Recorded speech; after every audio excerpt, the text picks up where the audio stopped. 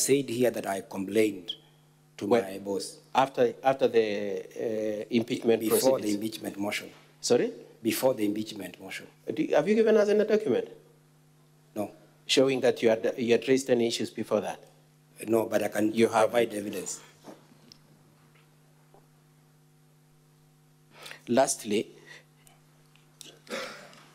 did you say that the deputy governor is not entitled to be designated any staff to assist him? Is that your position? I talked about the enforcement officers. There are no provision. I will ask you again. Is the deputy governor entitled to some staff at the expense of the county? I know. They are entitled to? They are entitled, but not enforcement officers. Okay. Now, as you testify today, do you have anything to tell this assembly that indeed the people who are designated to serve the deputy governor are this and this, and instead of those ones, these ones went? Do you have anything to show that there is a variance between the people intended vis-a-vis the people who are actually there? I could not be having the evidence. Answer my questions directly. Do you have any document to say Hagai was supposed to be there, but instead of Hagai, it is somebody else? No. You don't have it. Any re-examination?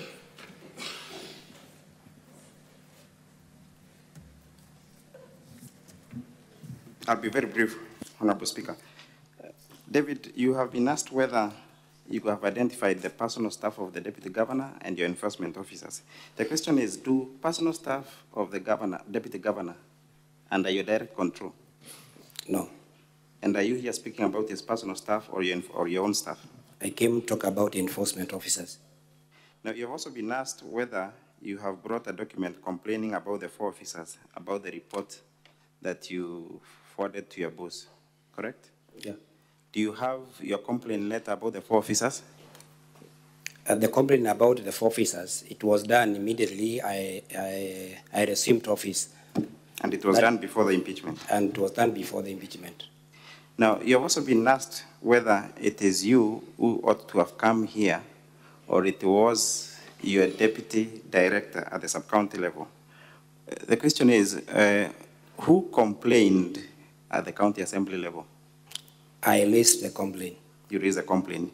Are you the author of the statement at the county assembly level? I am. Is it pursuant to that statement that you were summoned? That is true. Now, you've also been asked about whether you have brought documents or records about the deployment of the 20 enforcement officers and whether the employment letters for your officers. Now, when did you receive the summons? I received the summons yesterday. And when you received the summons, to your understanding, what were you coming to speak to? I was come and talk about the deployment of the enforcement officers. And if you had enough time, would you supply those documents? Yes. You have also been asked whether the record, whether you have done the investigations correctly, correct? Yeah. And the question is, what did the preliminary investigations report reveal to you, to the extent that you're not able to mention the name of the 4 officers or the 20 enforcement officers this morning? The preliminary report indicates that it is true. 20 enforcement officers were mobilized and deployed to execute an operation. And about the four, are investigations complete? The investigations are on. They're ongoing. So are you able to reveal the names of the said enforcement officers at this juncture?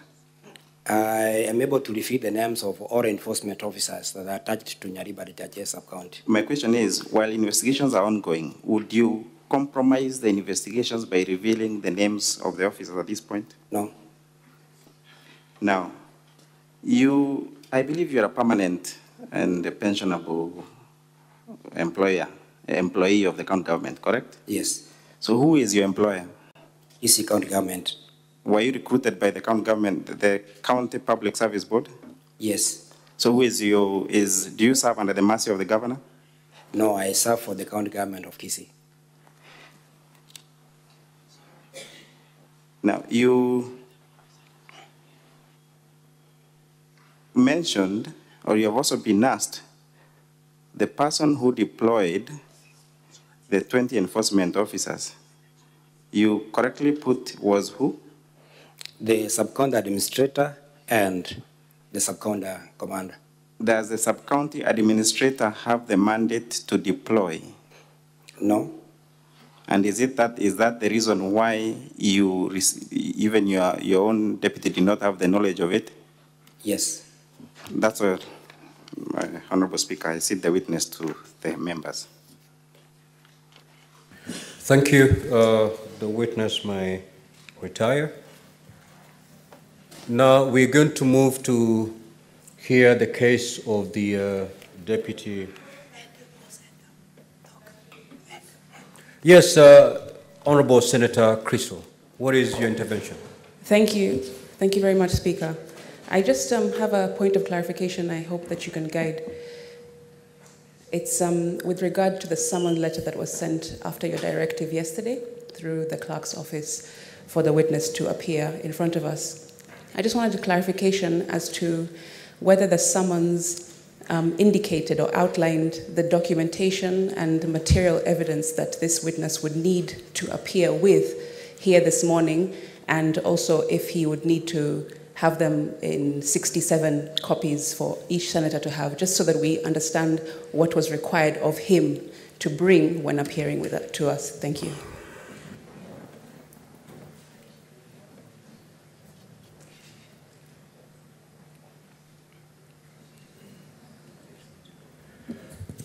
Could I get a copy of the summons so that we are very clear on the contents of the summons? Yes, Senator Fernandi, what is your clarification? Just a quick one to the witness, Mr. Speaker, sir. The acting sub-county, acting deputy director, I have only 3 questions. One, these 4 officers that were deployed at the DG's office, when were they deployed? Because you are saying there are 20 that were sent to assist in the arrest, and you are saying there were 4 from your letter, from your document, that were illegally and unlawfully sent there. So when was the date? Do you have those facts? Number 2, in your report, you have said, in your report, I'm trying to go quickly, Speaker, you have said acting deputy director of enforcement has said that that some enforcement officers at the DG's home are doing manual work is a matter under investigation. Are you aware what these 4 officers were doing? And finally, Mr. Speaker, because there are only 3, are you able to provide, have you ever, as the acting deputy director, or as the acting director, have you able to visit the DG's home and check what your officers are doing there? And finally, how long have you been acting as at that position? I thank you, Speaker. Witness, proceed to. Thank you, Honorable Speaker. I said about 4 enforcement officers. I landed immediately. I received office on 11th August 2023, and I've hitherto complained in writing. About the 20 enforcement officers, it came to my knowledge when the motion was being discussed at the County Assembly. Honorable Speaker, the issue about enforcement officers doing manual, as reported by my Deputy Director in charge of sub-counties, is a matter that is under investigations. And once the investigation is complete, I shall report to my chief officer who is in charge of my department. About visiting the home of His Excellency the Deputy Governor, I can attest that I've visited there once when I was immediately at the SIMT office. And this is the time I realized that there are 4 enforcement officers who are deployed there without any documentation, and I have complained about it. How long I've acted? This is the 7th month now, since 11th August of 2023. Senator Chute, any question or clarification you're seeking? Question, Honorable Speaker. Thank you very much for the opportunity. I have two questions. Question number one is to the witness. How long have you worked as in the capacity of acting director? Number two, the 4 officers who are deployed at the Deputy Governor's house, who is supposed to take responsibility? Is it the Deputy Governor or your office? Thank you. Honorable Speaker, I was appointed to act as the Acting Director of Enforcement on the 11th August 2023, and that means that I've been acting for the last 7 months.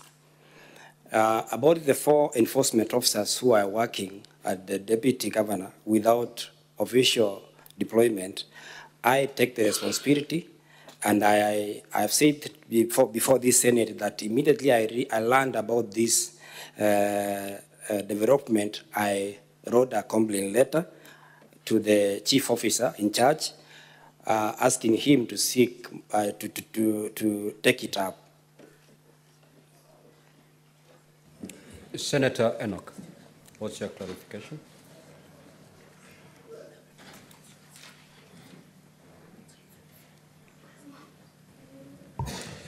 Thank you, Speaker. To the witness.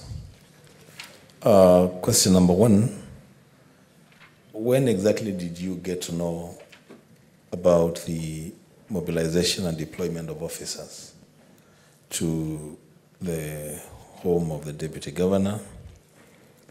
Secondly, according to your own records, the incident happened on 20th of December, 2023, but the first letter that you've written on this matter is on 1st of March. Why did it take too long for you to demand an explanation? And lastly, at the time of your demand letter to your deputy, had the impeachment proceedings against the Deputy Governor started? Thank you. Thank you, Speaker. Honorable Speaker, I learned about the deployment of the 20 officers at the Assembly when the motion of impeachment was being discussed. And upon learning that, as an officer who is in charge of that directorate, I felt that my department is implicated, and I thought it's prudent for me to take a statement and shed more light about that incident. That is on the 29th of February 2024. The following day was 1st March. That is when I wrote a letter to my deputy director in charge of sub-counties, instructing him to start investigations and report to my office what transpired on that date of 29th December 2023, and explain to me why this information did not reach our office. On 4th of March, my deputy writes to me after undertaking preliminary investigations, and he confirms to me that indeed the 20 enforcement officers were mobilized, and they assisted in the arrest of our Deputy Governor, his brother, at his home at Keumbu. And why it take long, Honorable Senate, is a question that all of us we need to understand, that this occurrence is happening in the home, the home of a Deputy Governor, and the sub-county commander is involved in this arrangement, and the sub-county admin. The reason why they did not report to me as usual is an issue that requires further investigations and disciplinary action taken against them. And I've recommended in my letter, if you can see, the letter I did dated 8 March 2024 to the chief officer, that the second last paragraph, the sub-county administrator and the sub-county commander failed to report to office as required of them. Reason well known to them, and I forwarded the chief officer for further action. Senator Monda.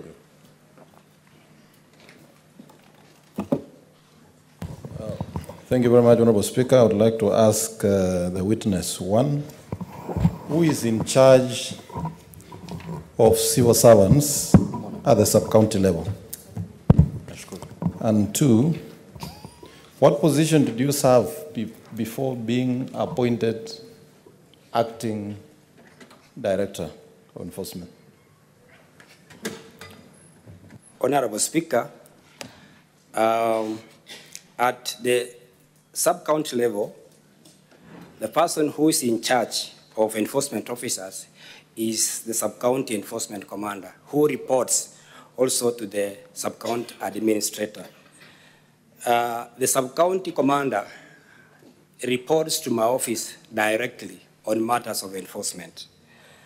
Upon the position I held before I became the acting director of enforcement, I have been the deputy director of enforcement in charge of Kisii municipality.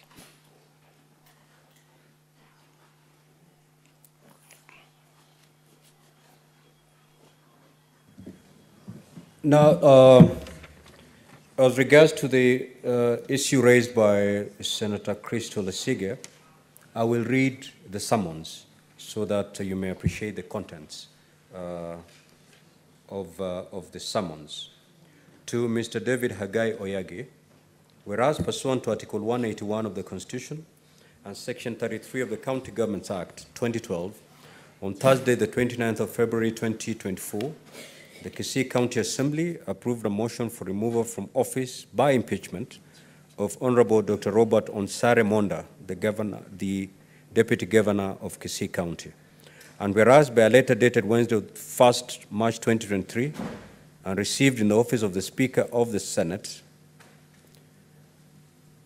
on the 2nd of March 2024, the Speaker of the County Assembly of Kisii informed the Speaker of the Senate of the approval of the motion by the County Assembly, and further forwarded to the Speaker of the Senate documents and evidence of the proceedings of the Assembly. And whereas pursuant to Section 33(5) of the County Governments Act, Cap 265, and Standing Order 81B2 of the Senate Standing Orders, the Senate, at a sitting held on Thursday, the 7th of March 2024, resolved to investigate the matter in plenary within 10 days. And whereas following the resolution of the Senate at a sitting held on Thursday, the 7th of March 2024, the Clerk of the Senate issued invitation to appear to the County Assembly of Kisii and to the Deputy Governor of Kisii County, inviting them to appear and be represented before the Senate during its investigations and to file with the Office of the Clerk of the Senate various documents relating to the matter.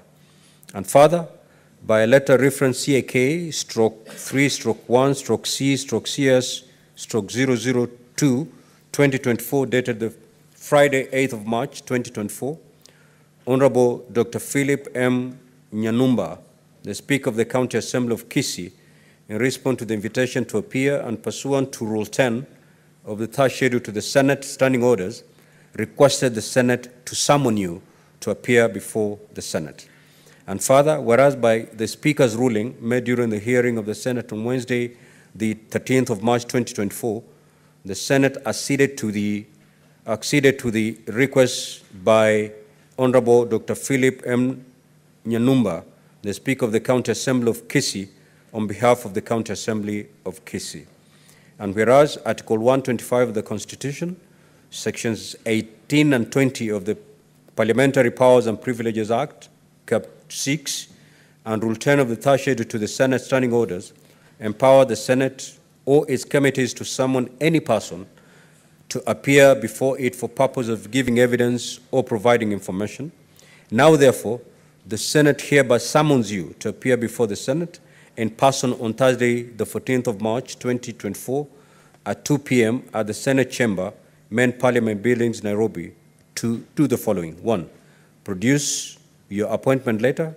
2, confirm if the persons who are said to be working in the deputy governor's home are officials in the county.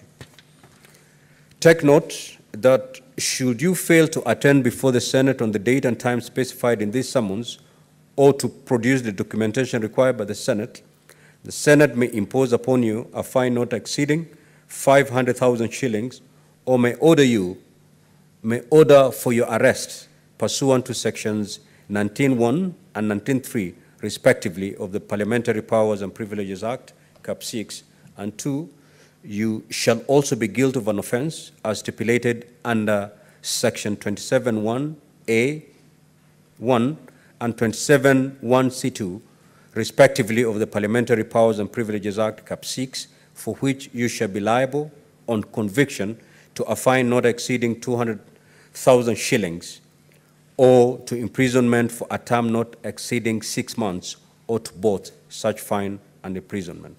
Given under my hand, for and on behalf of the Senate, this 13th day of March 2024. Signed by J.M. Nyegenye, CBS, Clerk of the Senate. Honorable Sige, I hope then that clarifies your issue. Proceed. Thank you very much, Speaker, for giving us that clarification. Yes, you mentioned the 2 items that he was required to appear for and with, and one is his appointment letter, as I've heard correctly, and to confirm about the officers that have been spoken about here. Thank you very much. Senator Christo. Senator Kavindu. Thank you, Mr. Speaker.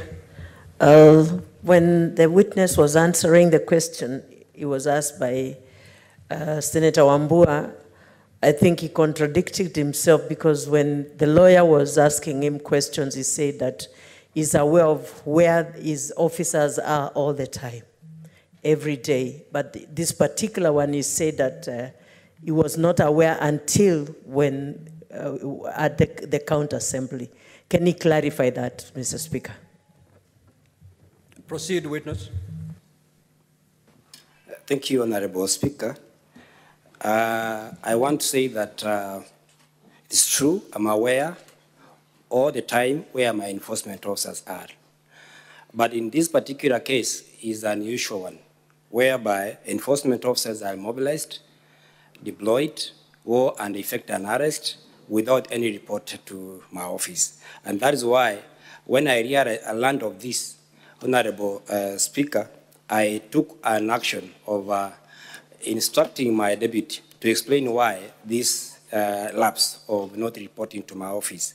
And the report that my deputy gave is that the sub-county administrator and the sub-county commander who are in charge of this operation failed to report, reason well known to them, and I have advised that action be taken against them. Senator Kathuri.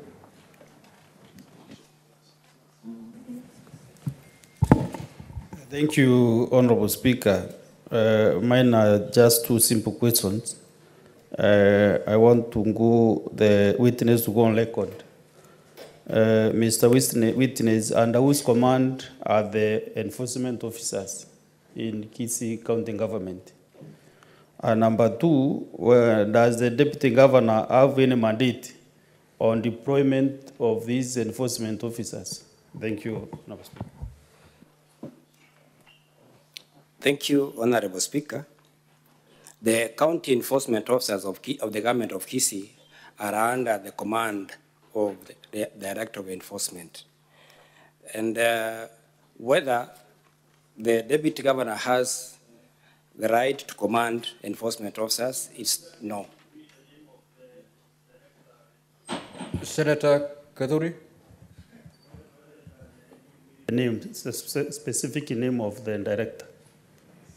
Proceed, witness. Honorable Speaker, the Director of Enforcement is the witness standing before this Senate, and I'm acting in that capacity.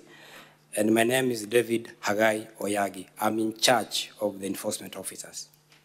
Senator Wamatinga. Thank you very much, Mr. Speaker, for the opportunity. Could the witness kindly tell us, before he became the deputy, what he was doing? And secondly, whether there's a routine duty roster? And thirdly, when there is a crisis, how they allocate the duties and who sits in that meeting? Thank you, Speaker. Proceed. Honorable Speaker, before I joined, I assumed office of the Director of Enforcement. As the acting director, I was the deputy director, but in charge of the municipality. And about the deployment and how we react, normally in these operations, if there's an incident happening at the sub-county level, the person who's in charge of those officers is the sub-county enforcement commander, who reports to director's office directly, or through the deputy director of enforcement in charge of sub-counties. And once the office is aware, we take charge of that activity and we monitor closely so that we can be able to report accordingly. Senator Manzo. No, in this particular activity, whereby there was an arrest and there was 20 officers, did you direct it? Did you sanction it? Honorable Speaker, I want to respond by saying that this particular case or incident happening on 29th of December 2023, I didn't sanction it. I was not aware about it. Actually, as I've said in this house, is that I learned it at the assembly. And that's why when it came to my knowledge that one of the reasons that Honorable Deputy Governor is being impeached on is the issue of deployment of the 20 enforcement officers to arrest his brother. Senator Boni. Thank you, Mr. Speaker.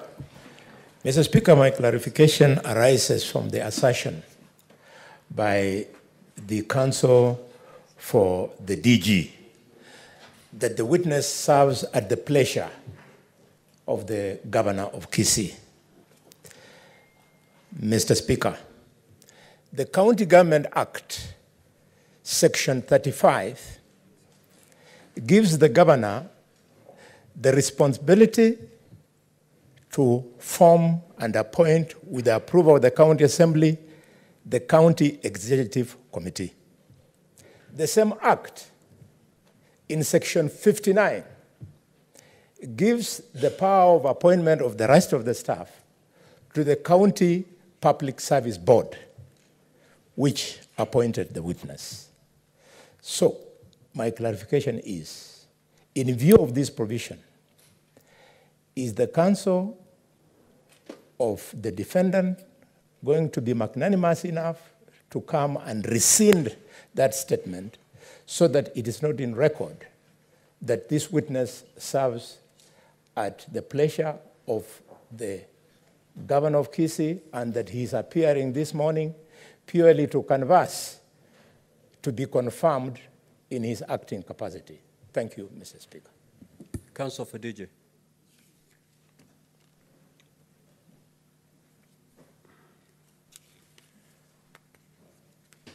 Mr. Speaker, sir, the question and the fact that the witness acts in an acting capacity was the reason for the contention that he acted under at the pleasure, not at the direction, at the pleasure of the governor, who will ultimately, following directions from the County Public Service Board, be responsible ultimately to his final substantive appointment. Very well. We will allow the witness to retire and now proceed with the defense of the Deputy Governor. Counsel for Deputy Governor, it is now your time. Thank you, Mr. Speaker, sir. Our first witness is Mr. Joseph Misati.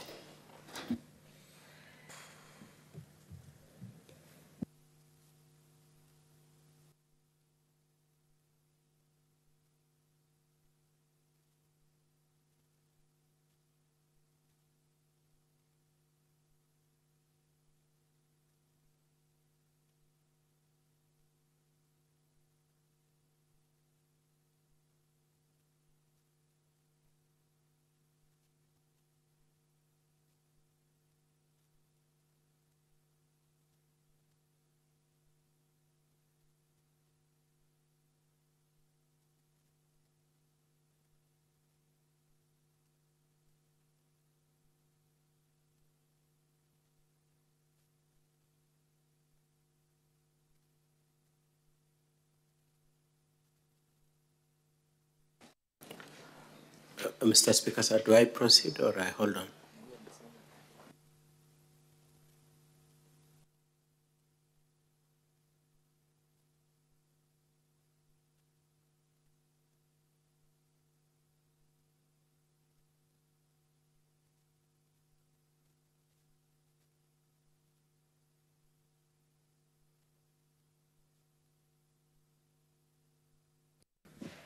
Now, counsel for the deputy governor, you have 4 hours to put your defense.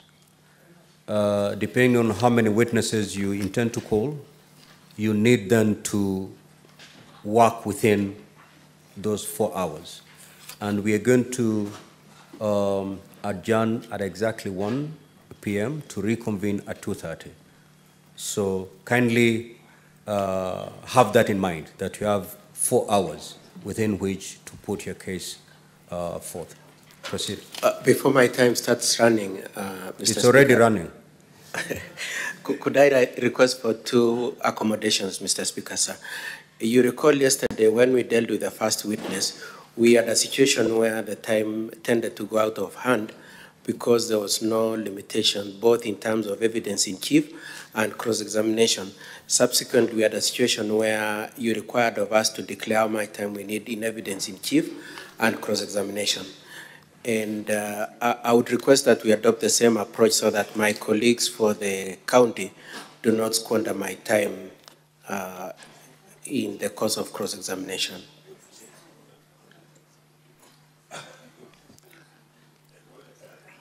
Now, counsel, if we may adopt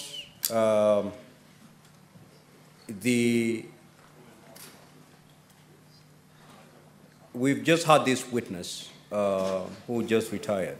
If you can be able to just adopt the time indication as we've observed with this witness, I think that would be a good guiding principle. Thank you, Mr. Speaker. Examination took 20 minutes, cross-examination 15 minutes, re-examination 10 minutes.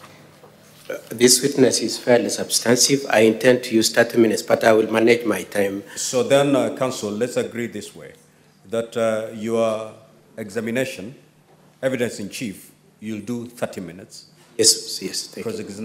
Cross-examination then will take 15 minutes, re-examination 10 minutes. Thank you very much, Mr. Speaker, sir. Mr. Speaker, sir, if you may allow me, because you've given directions as to cross-examination.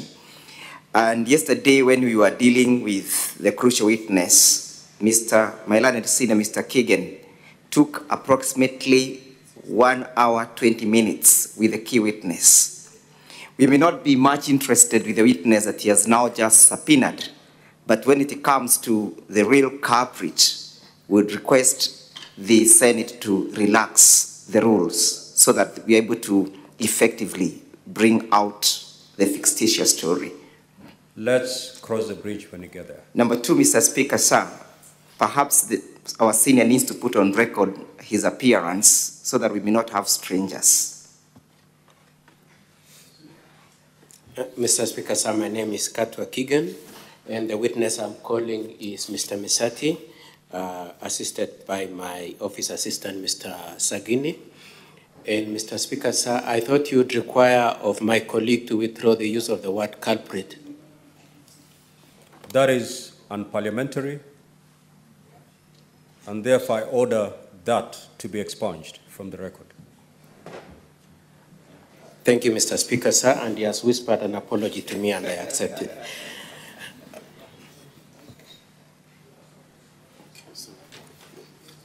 The counsel for the County Assembly was alleging a presence of a stranger in the representation. May I explain, Mr. Speaker, sir?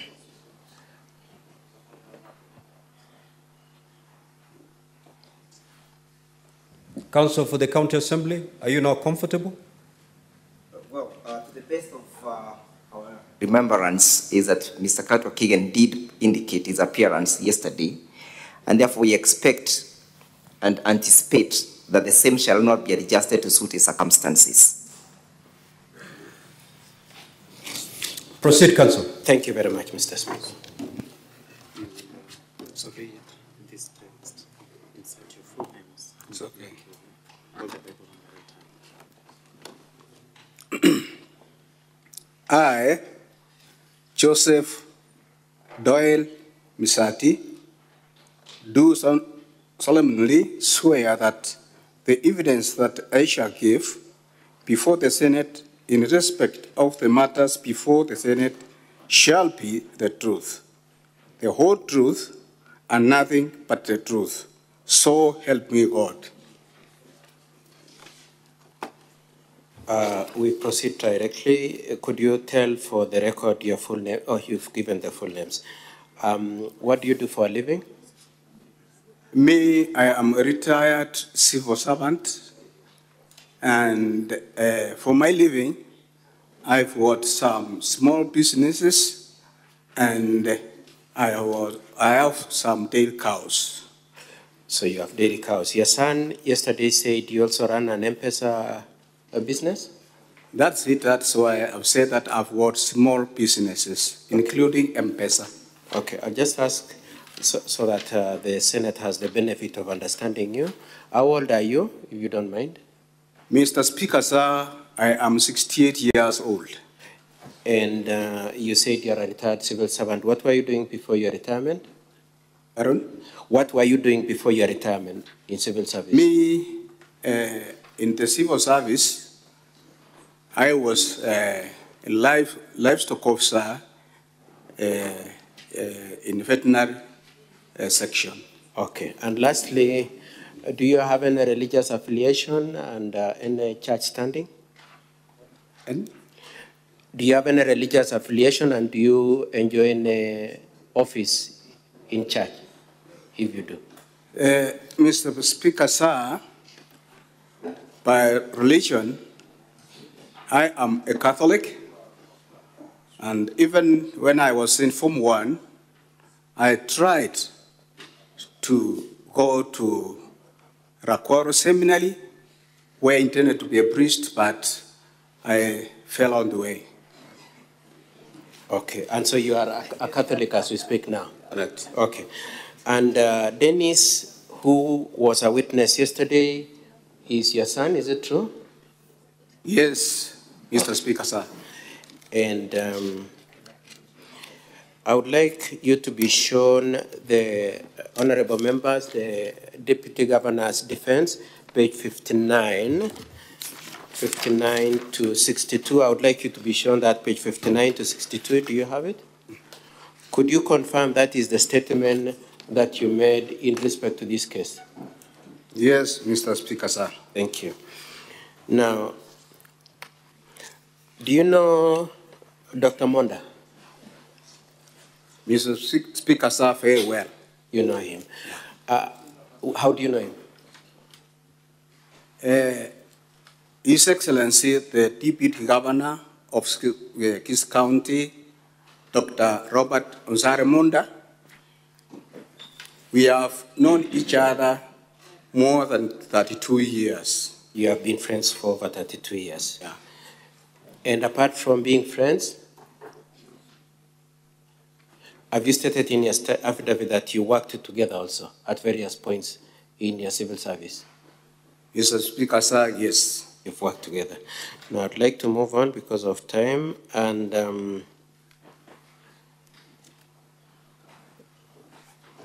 before we go into the details, yes, you are aware, you know what the Dr. Monda, your friend, has been accused of, being that he received a bribe from your son and that he threatened your son.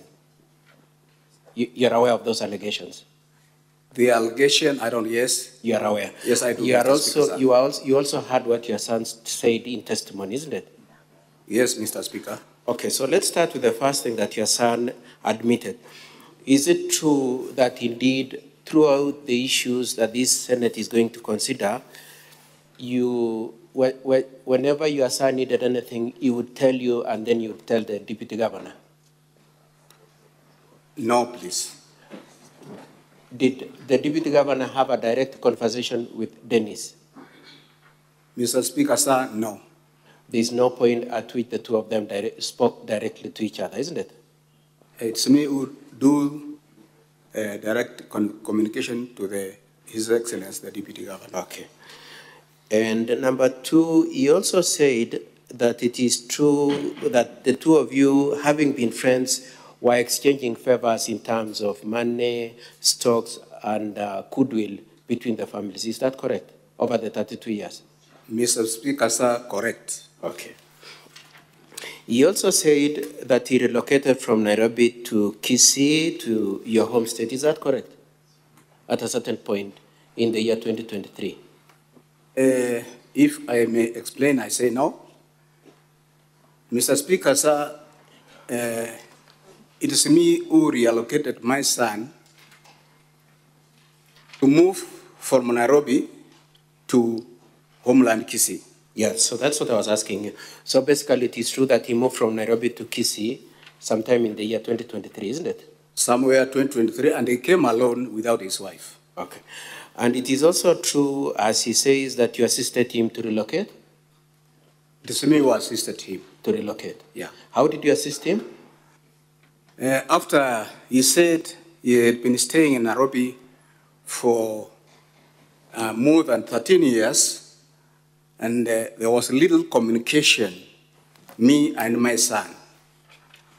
Now I decided, because I'm aging, I tried now to see how I can bring all my children together. Then I made an effort to look for him. Then somewhere between April and May, between April and May, I called him back to home. Mr. Misati, just let me manage, because of time, let me just manage what you're saying. So basically it was, whose idea was it for him to relocate? Pardon? Whose idea? Was it your idea or? It was my idea, Mr. Speaker, sir. Idea, and you facilitated his relocation? Correct. Okay, let's move on then. Now, he says that your testimony, both at the assembly and your testimony today, which is captured in your statement, is meant to cause him to lose his money. What do you have to say about that? About what? That you want him to lose, what you're doing is to frustrate him getting back his money. What do you have to say about that? That one, because I've not reached there, I don't know which money. Okay, yeah. Okay, then you want us to deal with that? Yeah. Okay, I'll change my approach, then we come back. Let's then talk about the real issue that we are here about. Is it true that a certain sum of money was paid out to Dr. Monda on the 28th of May 2023? Mr. Speaker, yes. It is true. Could you tell this Senate, this Honorable Senate, how that money was remitted?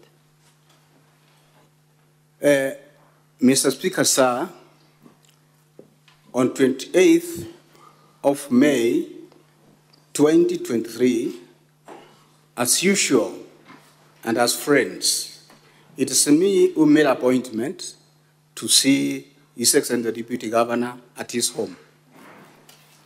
And when I went with my 3 sons to his home. And as we were seated, had some social discussion with His Excellency the Deputy Governor about 20 meters from where I left my sons. That's the time the TG told me that he had given me money somewhere in October, November 2022 after elections, 500 shillings. Now, he asked me whether I am in the position to refund his money. And in that connection, I told him, yes, I can try to refund the money. Then from my joint account with my wife, I transferred money from my account to His Excellency, the Deputy Governor, 73 times, and then 41,000, making 251. Now, because as we were discussing, he told me that he needs some money in cash. Then I told him now, because I don't have money in cash, what I'll do is to instruct my wife so that he can send money to my son, Dennis. And my wife did that by sending 250,000 in that process to go on to withdraw in the nearest market. But when we tried to get that money, it was late. And there was no shop which had that float. Therefore, I instructed my son to transfer that money to his deputy governor, to His Excellency the Deputy Governor, Dr. Monda. Okay. So I would like us to look at your statement and just to take the honorable senators through the payments, and I would like you to go to page 60, paragraph 11 of your statement, and I would like to correlate that with page 65 to 66, page 11 correlated with page 65 to 66.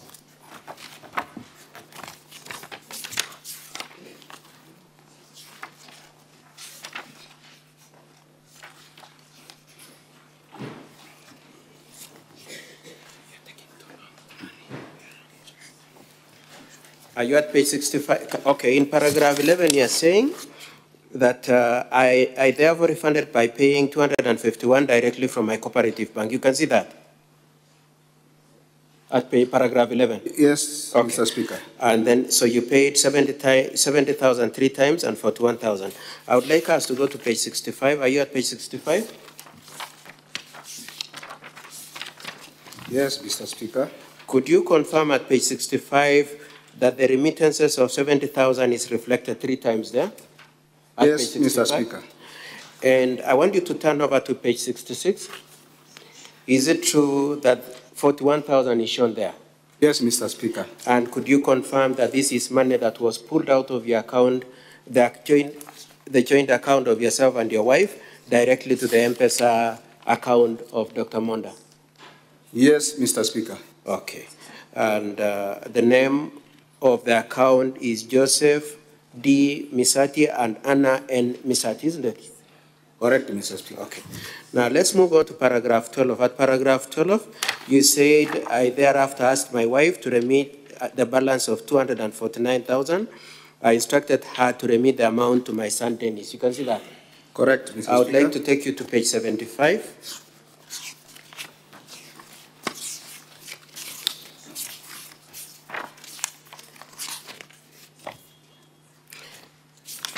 '75 to 88, and I want us to go specifically to page 87. Are you at page 87? Your wife's M-Pesa statement is page 75 to 88, honorable members, the DG's bundle. And I would like you to go to page 88 particularly. Are you there? Yes, Mr. Speaker. Could you confirm that between 2001 and 1941, between the hours 1944 and 2001, your wife remitted the sum of 50,000, 50,000, and 150,000 to Dennis Misati as he appears on the face of that M-Pesa? Yes, Mr. Speaker. Okay. And that constitutes a total of how much? 250,000, Mr. Speaker. 250,000. Now, what was the purpose of this remittance of the money? The purpose of this remittance to my son, Dennis. Sorry, no, I mean, so we've seen you pulled out 250 from your cooperative account and another 250 from your wife through Dennis, isn't it? That's correct. And then you sent to Dr. Monda, isn't it? I instructed my son to That's send okay. So you sent it to Dr. Monda, this total of 500, isn't it? Correct, Mr. What Speaker. were you giving this 500,000 to Dr. Monda for? Why what? It was a refund, Mr. Speaker, sir, the money which he gave me in November, October 2022. So it was a refund. Yeah. Number two, whose money was this? The money was mine. It was yours. ours. Sorry? It was ours. What does ours mean? Who and who? I mean me and my wife. It was yours, you and your wife. Yeah. Was Dennis part of the ownership of that money, the 500,000? No, Mr. Speaker, sir. Okay. Dennis says that he had given you this money and the two of you were holding this money on his behalf and that he gave you in cash. Is that true? It's untrue, Mr. Speaker, sir. It's not true that he had given you any money. It is not true that he had given you any money. It's not true that he gave me any money. Okay. And this money was yours with your wife? Correct, Mr. Speaker, sir. Now, and your position is that it was a refund. Was it a bribe? No, Mr. Speaker, sir. It was a refund, not a bribe. Yeah, so it was a refund. Okay. Now, let's just digress a little before we come back to the 300,000. You said, were you seated first of all, you said you went with how many sons? 3. Was it 3 or 4 sons? Okay. No, you see now I'm not counting the driver. Okay. Yeah. So how many were you? How many sons did you go with? 4. 4 sons. And yourself. You were 5 people in the Deputy Governor's house. Correct, Mr. Speaker, sir. Who initiated the idea of going to visit the governor? Mr. Speaker, sir, it's me. It is you who said, how did you initiate it? This is not the first time if I need to. Because of time, just go answer my question directly. Pardon? Just answer my question directly. How was the idea of going to visit the governor? Through a call. By who? By me. To who? To His Excellency, the Deputy Governor. So it is you who requested to go and see him? Correct. And when your son says in his statement and in his affidavit that it is the Deputy Governor who summoned you, is that correct? No, that's Mr. Speaker, sir. Okay, let's move on. Now, you said, were you then 5 people seated together, 6 people, you, Deputy Governor, and your 4 sons, were you seated together when this money is changing hands? No, we were not seated together, and I think I'm repeating that after we entered his house, me and His Excellency, the Deputy Governor, His Excellency, Dr. Robert Monda, we moved aside about 20 meters to have our own social discussions. So you went aside, the 2 of you? Correct. And the boys remained 20 meters away? That is it. Did they participate in your conversation? No, Mr. Speaker, sir. And so when Denny says they sat far away from you and that they did not participate in your conversation, that is true? That is true. Okay. Now, then at paragraph 14, it is said that you received, there is another 300,000 that was given to the Deputy Governor, paragraph 14. It is said,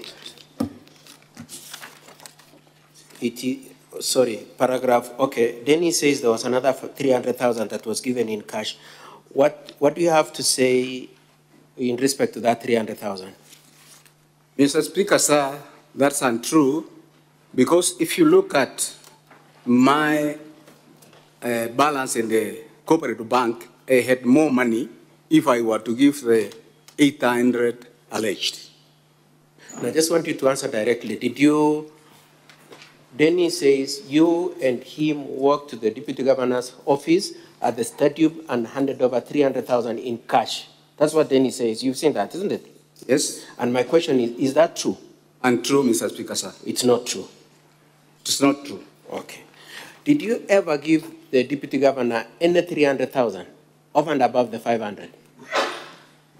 Is there any other, apart from the 500 that we've seen, is there another 300,000 that you gave him? There is no anywhere I've given you the 300,000. As Dennis says, okay. Now, I would like to move on to, at paragraph 16 to 17, it is said that this issue has been reported to EACC. You are aware of that contention that it has been reported to EACC, isn't it? No, Mr. Speaker, sir. You're not aware? I'm not aware. But you are aware that Dennis says he has reported to EACC? Yeah, I have heard. You've heard from Dennis? Yeah. Now, the bank statement, the bank account from which the money was drawn is your cooperative bank account and your wife's M-Pesa account, isn't it? That's it. Has EACC summoned you to record a statement on that issue? No, Mr. Speaker, sir. They haven't, up to today. Up to today. Has your wife been summoned on this issue? No, please. Okay. Now, it is said also that Dennis wrote a demand letter for the payment. You saw that claim by Dennis, isn't it? A demand letter. I've not seen that letter. Just a minute. You are aware that Dennis says he wrote a demand letter to the deputy governor saying, give me back my 800,000. You saw that claim by Dennis, isn't it? That claim, yes. You saw that. Yeah. Is it true that you have ever seen a demand letter from Dennis? Pardon? Have you seen any letter of any letter demanding? No, return Mr. Speaker, sir. You've not seen.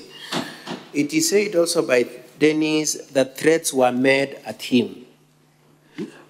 Dennis says the deputy governor threatened me. You've seen that?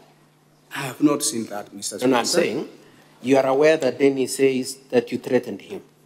Me? I threatened him? No. Or who? So Dennis says that the deputy governor threatened him, threatened Dennis. No, please. No, I'm saying, are you aware of that claim by Dennis? I'm aware. You are aware? Yes, please. Now, are you aware of any threat emanating from the deputy governor to Dennis? No, please. Okay. Now, he says that threat was communicated to you, that the deputy governor told you, go and tell Dennis to keep away, or because he's trying to climb a mountain he cannot climb. That's what he says, the words he used. Were you sent by the deputy governor at any time to communicate any threat to Dennis? No, Mr. Speaker, sir. So when Dennis says the deputy governor sent you, your position is that you were never sent with any such threat?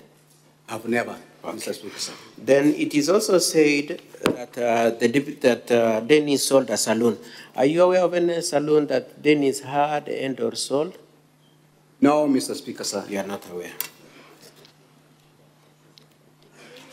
Now, because of time, I'll just be brief on this other issue of other assistance. Is it, you heard Dennis say that you have been assisting each other for long, and you've just already admitted that, isn't it? Correct, Mr. Speaker, sir. Could you confirm that at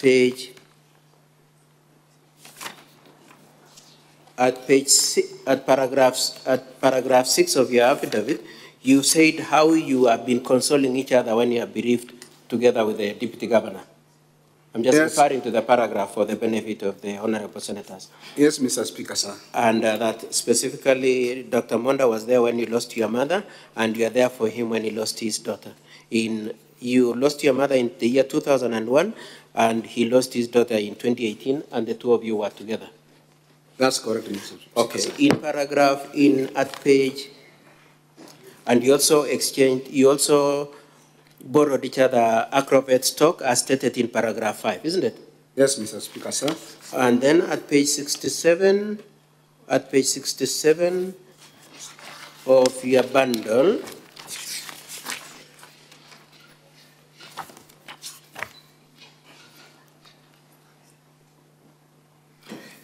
at paragraph 24, you said that in the month of January 2024, over time, you've borrowed a total sum of 600,000 from Dr. Monda for various purposes. Yeah, about 600,000 for my personal use. And that you've captured at page 68, 71, and 70, the various amounts. Correct. Okay. And then at page 117A, at page 117, you've shown there's another amount of 50,000. Could you go to 117? So the one we were just talking about at page 68, 71, and 70 was in the month of January 2024, isn't it? Yeah. And then at page 117A, you received another 50,000. Whom did you receive that 50,000 from? His Excellency, the Baron? Is it true that you received a sum of 50,000 in the year 2014 from Joyce Monda? Yes, Your Excellency. And who is Joyce Monda? Joyce Monda. Actually, Joyce Onsare, let's say. Joyce Onsare. Yes, who is she? Is the wife of the Deputy Governor of Kisii. Okay. And what was the basis of this money? What was it? This is a usual transactions we have been making by borrowing, refunding, receiving, and refunding. Okay. Lastly, in terms of the favors you give each other, I would like you to look at page 108 to 117. Page 108 to 117 is the bank statement of one Leah Onsare. Can you see that? Yes. Page 108 to 117. Who is Leah Onsare? Leah Onsare is Leah Nyanjera Onsare. Who is she? Leah Nyanjera Onsare is the daughter of His Excellency, the Deputy Governor of Kisii. And is it at page 111, there is a sum of 200,000 from Joseph Misati and Anna. That is your joint account. There is money from, there is Joseph Misati, Anna. You can see that? Yes. 200,000. Mr. Speaker, yes. Yes. Could you tell the court what was happening, sorry, the Senate, what was happening there? This money, the DG, he instructed me to send this man to his daughter. Why? As usual, we have been assisting each other. Yes. Then that day after, she was to refund. Sorry? She was to refund? Correct. Who needed the money? According to this, it is I was instructed by the DG. Yes. To send money to his daughter. Who needed the money? Was it the DG or what is the position? The money was needed by his daughter. So the daughter needed money, and why wasn't the DG sending the money to his daughter? That one I cannot explain. You can't explain? Yeah. Okay. Now, Mr. Misati, just look at me. Did you see the Deputy Governor instructed you? Was he giving you instructions or he was requesting you? Okay, you know English. He requested me. So he wasn't instructing you? Not instructing, please. Okay. And lastly, I now was told I have 5 minutes.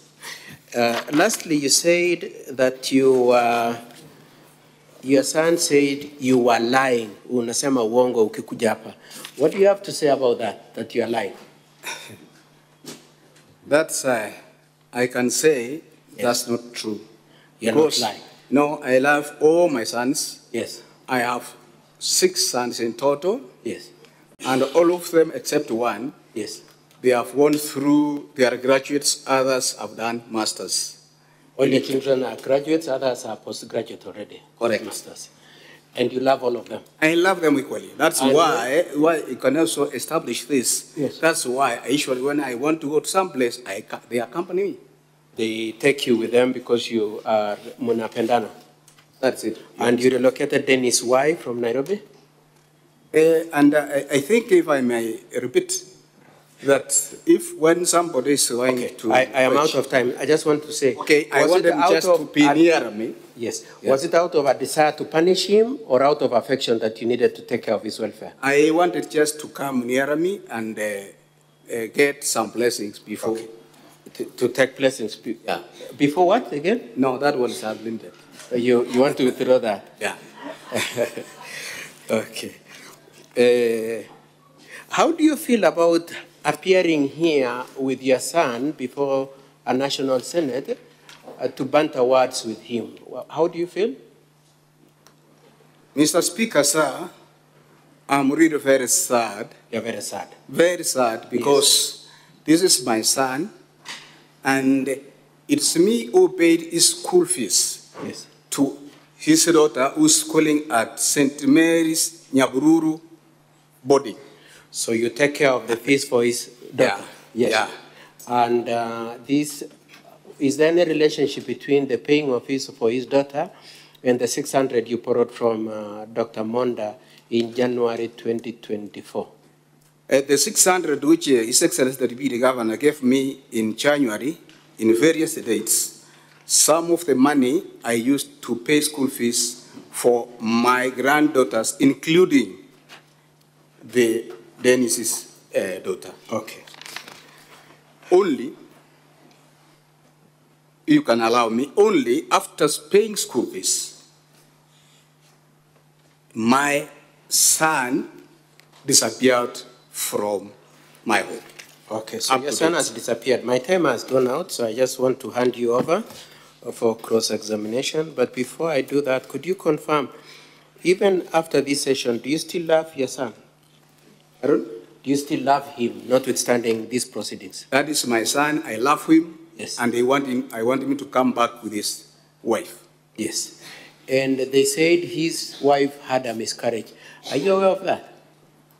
You know, some things like that one, yes, I cannot say because I can say no. Okay. Yeah. But it's only that she told me that she was sick. Yes. And then I took her to the hospital and I used money to treat her. So you relocated him from Nairobi, you paid for his daughter, you took care of his wife. Correct. And you're prepared to continue doing that? Always. Okay. And are you happy to have your sons, including Dennis? That's my son, and I'm very happy about because that. It's only that yesterday when I met him, he knows me. Okay, I'm handing you over, but it is lucky that you didn't become a priest, isn't it? Then you wouldn't have Dennis and the others. Pardon? I'm told that my time is up. You will be asked a couple of questions by my colleague. They might not be as polite as I am, but just be strong.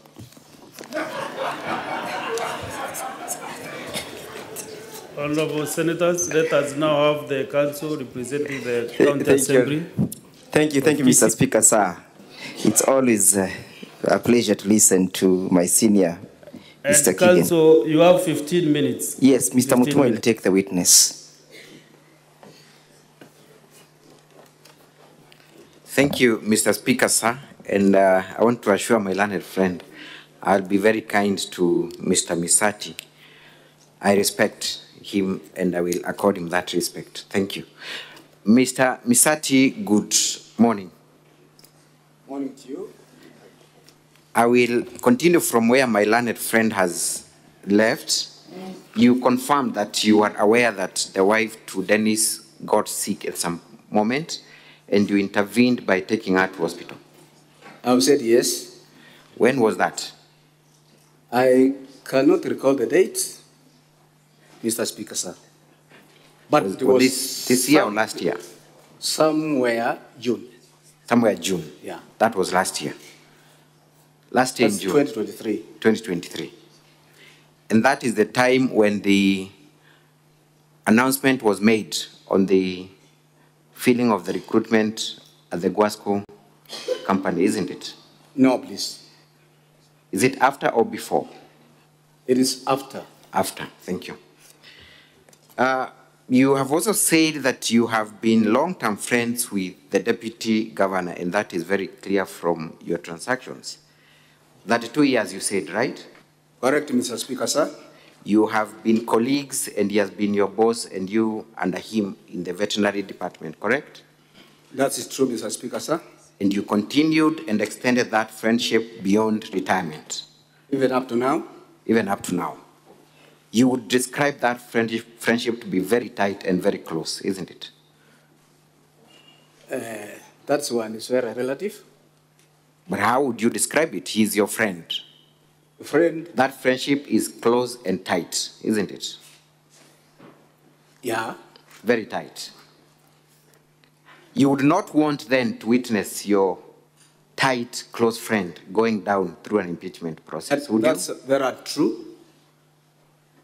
Would you want to see your close, tight friend of that 2 years go down through an impeachment process? Would you like to see that? He's a friend, of course, and anything which is against him, I will never wish that. Thank you. So then you will do whatever is it within your powers to defend and protect him when he's faced with challenges, like he has stood up for you previously. But Not through instructions. Not through instructions. Yeah. But he is your friend, and that's something you would willingly do. It's a willing behavior. Thank you. Yeah. You have also said that, and while I'm still at that, you have confirmed in your affidavit, appearing at page 59 of the DG's response, that you have been asking favors from each other, including seeking job opportunities for your children. Is that correct? Like any other person. But in this case, we are talking about you, not any other person. That's correct. That's correct. So you've been seeking those favors? Not always. Not always. Yeah. Specifically, in this case, you have deponed on affidavit that you did approach the deputy governor and ask him to assist in the employment of your son, Dennis Mokaya. That is your evidence, correct? That's true. That is true. Yes. So you're not disputing that you approached him and you promised to assist? I cannot dispute that one, Mr. Speaker, sir. Which position were you asking him to assist in the recruitment? Okay, somewhere in April 2023, there was an advert at Wasco, of which I saw it through the newspapers. And because I was trying to bring my son back home, and then I informed my son to go through the website and look for the application. So it was you who approached your son and notified him of a possible vacancy at Guasco? It's me who informed my son. Thank you. And subsequently, you asked the deputy governor, before shortlisting, to assist in that recruitment? No, please. Me, I went to a governor's place after the interview was done. After the interview was done, correct, at whatever time. Now, the deputy governor of Kisii does not sit in the interviewing panel of Guasco, does he? Okay, that one. It's a yes or no. It's a yes or no. Does he or does he not sit in the recruitment panel of Guasco? Yes or no? He doesn't. He doesn't. Yeah. How was the deputy governor supposed to assist in the recruitment of your son if he does not sit in that panel? By that, Mr. Speaker, sir, in any case, when you are having some social discussion, there are some things you pass through your friend. I am asking you a very simple question. How was the deputy governor supposed to assist in the recruitment for an office he is not in charge of recruitment? How was he supposed to assist? It's a very simple question. How was he supposed to assist? You know, what I can repeat is that when you have got something and you have some social discussions with your friend, you just mention by the way. You were inviting the deputy governor to use his power and influence to secure that job, isn't it? As the deputy governor of Kisii. That one I never influenced. That is not what I'm asking. The governor was supposed to use his position as the deputy governor to assist in the recruitment, isn't it? That one I can say yes or no. It cannot be both, Mr. Witness. We cannot have two answers. Witness, just give the correct position. What is your position on the questions that you are being asked? These are very straight questions you are asked anyway. He was supposed to use his position to assist the recruitment of your son as your friend, isn't it? He was not to use his position, but he was to use as a friend, not a position of a deputy governor. But he was supposed to ensure that happens. That one I cannot say because he never got the job. Never got. But suppose he got the job. I'm talking about your request.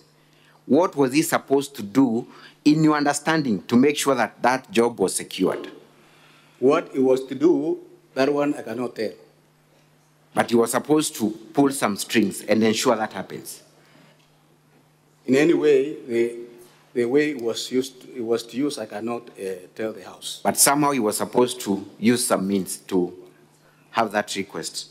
If he was to use his way or strength or his position, I would have gotten that position. Thank you. Mr. Mistat, then, if the deputy governor was to intervene in that process of recruitment, would that process be competitive, fair, and just, or it would have been as a result of influence from his position as the deputy governor? What we are talking now is what happened. Pardon? What we are talking now, Mr. Speaker, sir, is what happened. Yes. And if the position was competitive and my son was not taken, therefore he never qualified. But the deputy governor was meant to influence the outcome based on your request, because you did not want any other person to get that job but your son, isn't it? But you know, influence very relative, Mr. Speaker, sir. I can say that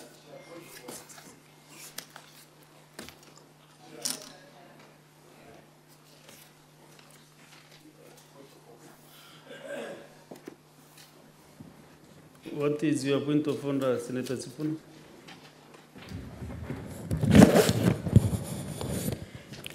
Chair, I think you need to remind the witness that he is under oath and his responsibility to answer truthfully and not be evasive or argumentative in his answers.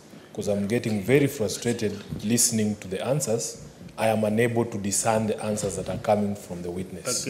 Okay, Senator Sifuna, from where I sit, you know, I cannot be able to tell whether it is truthful or not, but he should. That's what I'm saying. What he should do is to answer specific questions as they are. That's what I'm saying. That's what I'm saying. Some of the questions are just a yes or no. Correct. But from where I sit, I cannot be able to tell whether it is truthful or not. The judges in this room will be able to determine that. Fortunately for me, you know, I'm seated here as a judge. I've heard you, Senator Sifuna. Yes, please let him just answer the question. I don't want to open that route. I've ruled that the witness should answer questions directly as he is asked.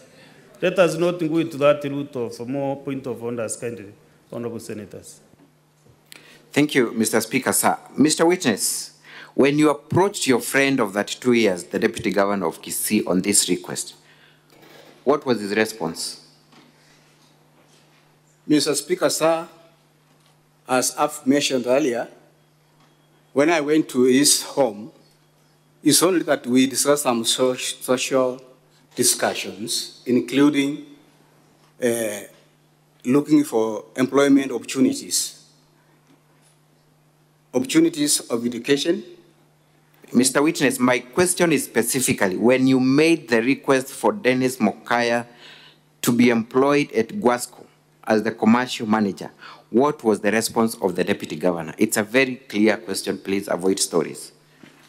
Okay, when I mentioned, he just told me that there are some factors which follow for employment, and if he has done the interview and he qualifies according to what the Board of Management of Guasco, he will be called. Did he promise to assist or not? He never promised that he was to assist me. Let us proceed. You have alleged that on 28th of May, you and Dennis, together with your other sons, visited the Deputy Governor's home, correct? Mr. Speaker, yes. It was not usual for you and your sons to visit the Deputy Governor. It doesn't happen occasionally, isn't it? It is usual. When was the last time you and your sons visited the Deputy Governor? Okay. Specifically Dennis, yes. with Dennis. Okay, Dennis, I told you that he has been away for the last 13 years. Correct. Now, as he came back, I want just to show him the love I own towards him. In any function I was going, I want to go with him, with others. That was not a function, Mr. Joseph. It was a visit. Was it a function? It's a feast. A function, a feast, and anything like that. What was the function about? A function can be a funeral. I'm asking this specific one on 28th. Was it a funeral? No, it was a feast. Was it a wedding? It was a feast. What kind of a feast was it? Social feast. How many other people in attendance, apart from you and your sons? No, there were other feasters who were in a DG's office, house. You have not mentioned that in your affidavit. But those ones were of their own company. I cannot mention because I never knew their names. You also stated that on that very day, you had a discussion with the deputy governor, and the boys, making reference to your sons, sat at a distance, and you engaged the deputy governor secretly, correct? That is true, Mr. Speaker, sir. You also stated that you sent some money from, or rather money was sent from your cooperative account to the deputy governor's mobile number. How much was that amount? The one that was sent directly from your account to the deputy governor's phone. Mr. Speaker, sir, 251,000. 251,000. Yeah. At that time, your account still had money, a balance of 1.3 million, correct? Correct. What was the essence of then requesting your wife to send money directly to Dennis, for Dennis to transmit to the deputy governor, when you would have done that directly from your cooperative account if it was a debt? Mr. Speaker, sir, it was for my financial management. Your financial management? Yes. You also stated in your affidavit that, and I want to refer you to paragraph 12 and kindly read that paragraph. Page 60, Honorable Senators, at the DG's response. This is what you stated under oath. Paragraph 12, kindly read, Mr. Joseph, and save our time. I then asked my wife to remit the balance of 249,000. I instructed her to remit the amount to my son, Dennis Misati, for him to pay as we sat together. My wife then sent 250,000 to my son, Dennis Misati, on the same date by remitting remittances of 50,000, 50,000 again, and 150,000, making a total of 250,000. Proceed to 13. Then I instructed my son to remit that's an error there, 249,000 to His Excellency the Robert Monda, which he did. The balance of 1,000 partly to cover transaction charges. There is no mention whatsoever in your affidavit on oath, Mr. Joseph, that that money was first sent to your son to go and withdraw and bring it in cash. That is not stated in this affidavit, is it? You instructed your son specifically to send the money to the deputy governor. That is your statement on oath, isn't it? That is, Mr. Speaker, sir. That is your statement on oath, yes or no? No. That is what you have just read, Mr. Joseph, and there's a reason why I made you to read. This is what you stated specifically under oath when you had the time to prepare this statement. Isn't it what you stated on oath? Yes, this is what I stated, but... Thank you. You have answered the question. This is what you stated. Correct. You have now come to the Senate and you're changing that statement. I'm not changing. It's after the discussion when we are with His Excellency the Deputy Governor that he needed some cash. Mr. Misati, correct. That discussion had taken place by the time you were putting this affidavit into writing, isn't it? Yeah. So that fact was available to you when you were writing this affidavit. Mr. Speaker, sir, kindly, may I have an additional 5 minutes? With Council, much humility, I have... This communication was well put before we started this witness. And you are aware that still we are challenged by time. 5 more minutes, I really beg. The former chair was here and done a very good communication, and I don't want to change the rules of the game midway. Mr. Speaker, maybe sir, 1 minute as you wind up. Kindly 5, because this has been a difficult witness to answer your question. 2 minutes, Council. 2 minutes only. Thank you, Mr. Speaker, sir. Now, you had that information by the time you were reducing it into an affidavit, isn't it? You had that information that the deputy governor had requested for cash and not through an M-Pesa. That information was with you when you were writing this affidavit.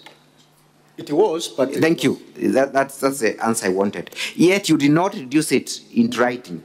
You are telling us for the first time today at the Senate, isn't it?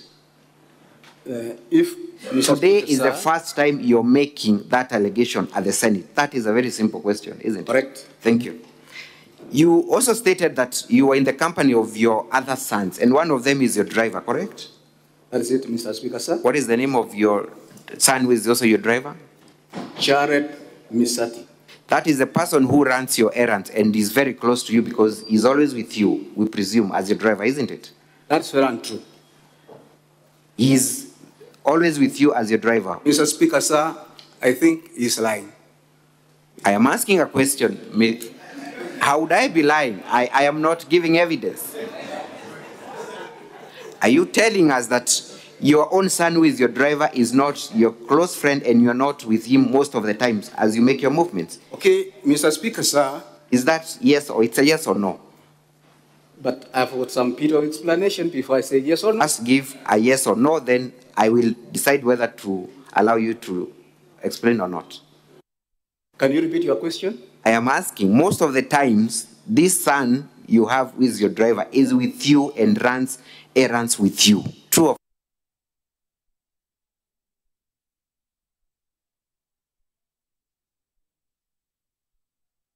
correct? No, that's not true. Mr. Witness, is there a place you go without him as your driver? You do not drive yourself, he drives you. Okay. Everywhere I go, because I don't have any other person to drive me, my son, who is at home and who is yet to be employed, and who is older than Dennis, he always tells me where I want to go. That's what you should have said from the very beginning. Thank you. Council, your 2 minutes are over. Thank you. The very last one. No, Why, Council, now just on that issue, I was Council, building up on that are, issue. Just you are abusing my magnanimity. Kindly let us get the other council.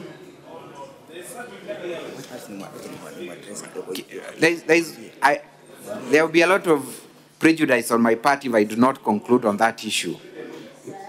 Mr. Speaker, you will note that this has been a very difficult... It is up to you to utilize the 2 minutes that I give you. Thank you. You know, if you keep on asking for more time and I've directed you what to do, why don't you shoot your questions that we want to achieve? The problem, Mr. Speaker, I think, honorable senators, if the witness has those weaknesses, you are the people to determine this case. So honorable senators, I don't want you to direct the witness on what to say or not know what to say. And please avoid please exchanging with the chair, Minority Leader. Let us just give me time to manage this process. This is not the issue of which side or what. Please, I beg you.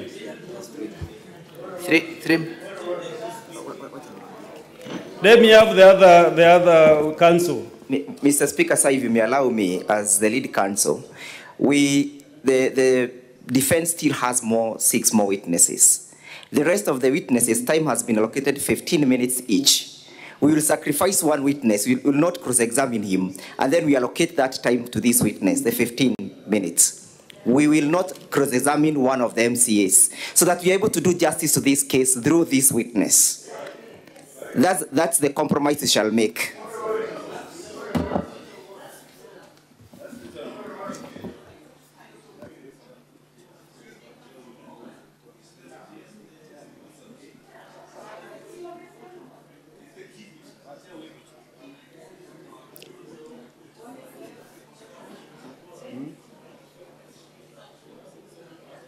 Can you give me the name of the member of County Assembly that you want to see in the 15 minutes for record purposes?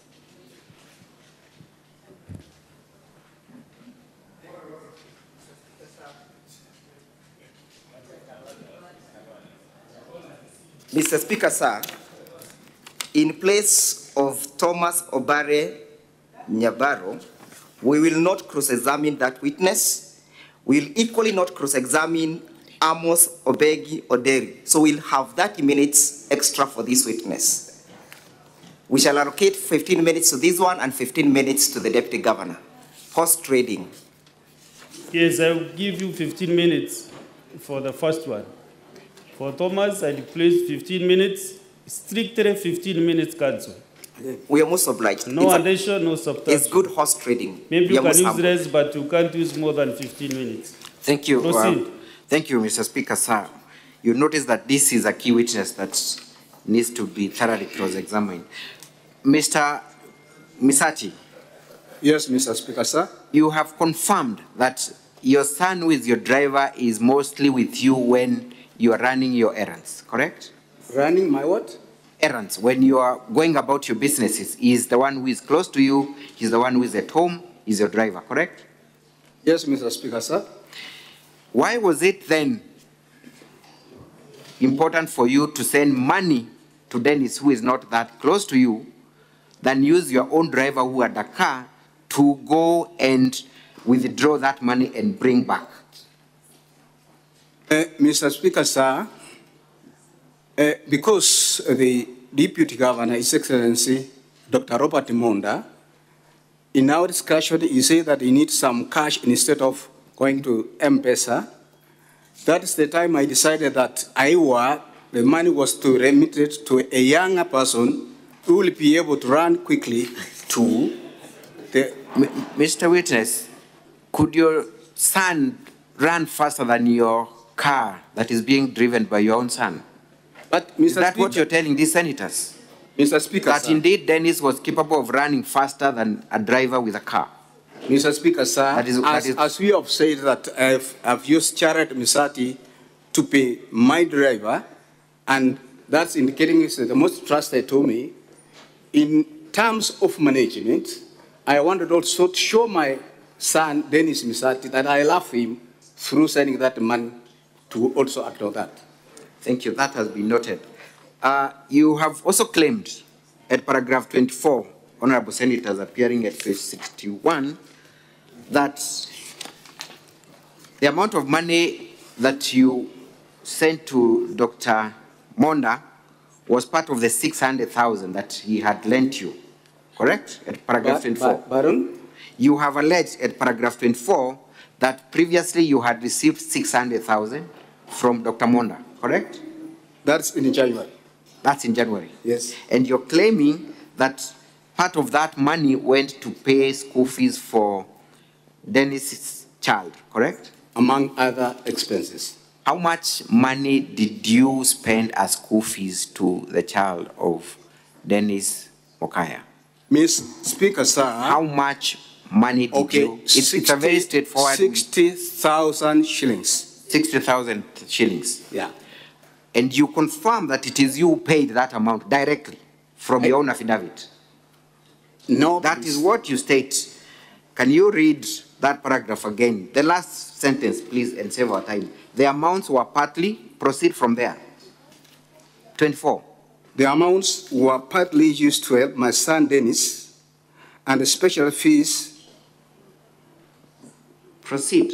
Fees for his child that I personally paid. Thank you. You personally paid that amount, isn't it?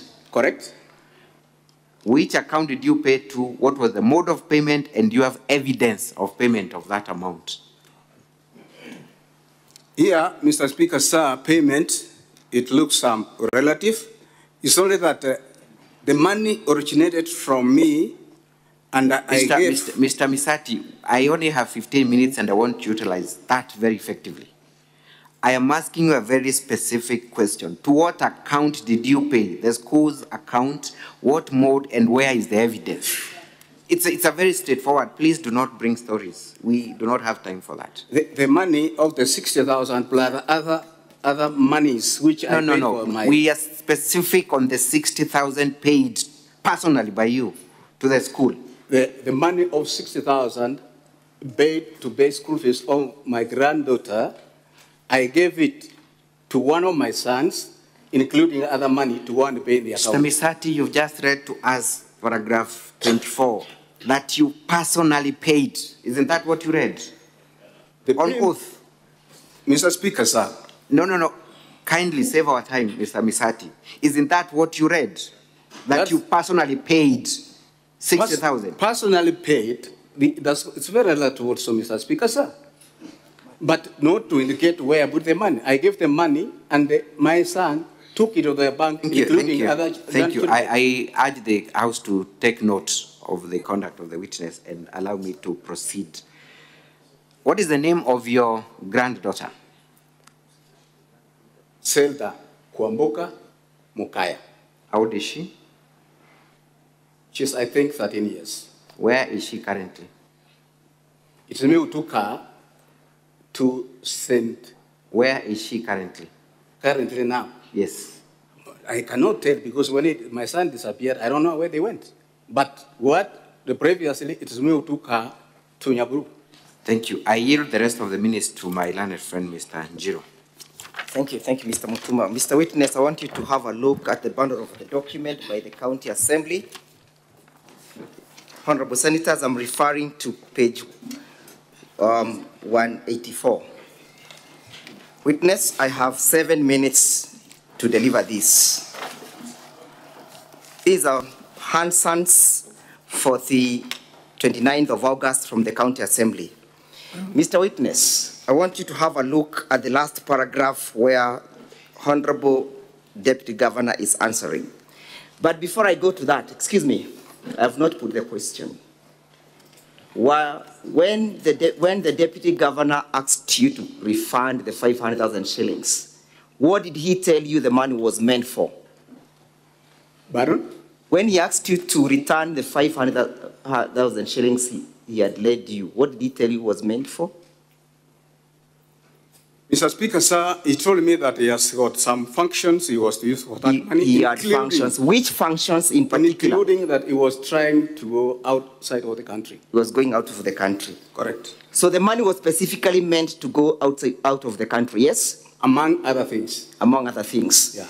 Are those other things that you're referring to the issues that you're discussing to, and more specifically, the forwarding of the money, 100,000 shillings to one Lucy? Are you aware or you're not aware? That one I'm not aware. You are not aware. I want you to have a look at page 185, 189 of the same bundle.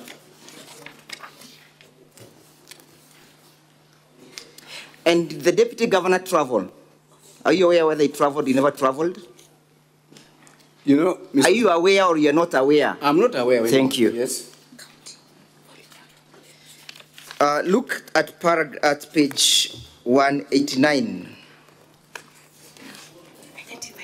of the same bundle, honorable members. The bundle by the County Assembly, volume 1.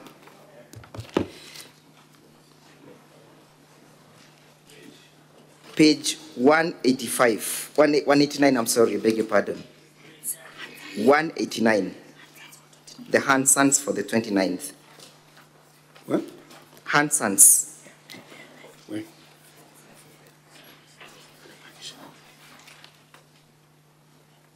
Who made the request for assistance? Who made the request? Of assistance of what? Yes, of you to be assisted for Dennis to secure a job. It's me, Mr. Speaker, sir. To whom did you make it to? Did you make it to your friend, Dr. Monda, or to the Deputy Governor of Kisii County? My friend, Dr. Monda. Where was that job supposed to come from? From his farm, from his shop, or from the county government? Mr. Speaker, sir. I have asked you 2 issues. Where was the job supposed to come from? From the county government. Thank you. Look at paragraph where we have the Honorable Deputy Governor. Yes, can you see that? Here? Yeah. Yes. Yes, would you read out? What's the Deputy Governor saying? Honorable Deputy Governor. Can you see where he's saying, Mr. Speaker, sir? Mr. Speaker, just as a good friend, yes? Mr. Speaker, sir, as great friends, Mr. Joseph and I, somewhere in April 1st, was made to know that there is advert that has come up in the Wasco, and Misati, as a friend, could ask me that his son has also tendered his application. Thank you. Yeah. In this respect, which son is the Deputy Governor making reference to? Dennis. Dennis. Proceed. Can you see where my senior Mr. Kato Kigen is saying, so he requested if you could assist? Can you see? Yes, Mr. Speaker, sir. And what does the governor say? Does he say yes, that you made the request? Can you see that? Yes, Mr. Speaker, sir. Proceed to read. And did you talk to Lucy about the request about your friend? That's Mr. Kato Kigen asking the Deputy Governor, yes? Baron?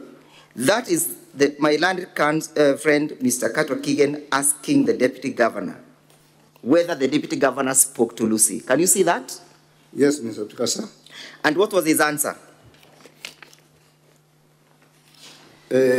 Honorable Deputy Governor, like any other leader, Mr. Speaker, sir, this request came to me. Everyone, honorable members, know that Lucy is a Wasco, would work under like any.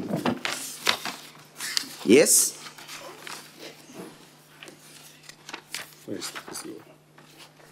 Next page.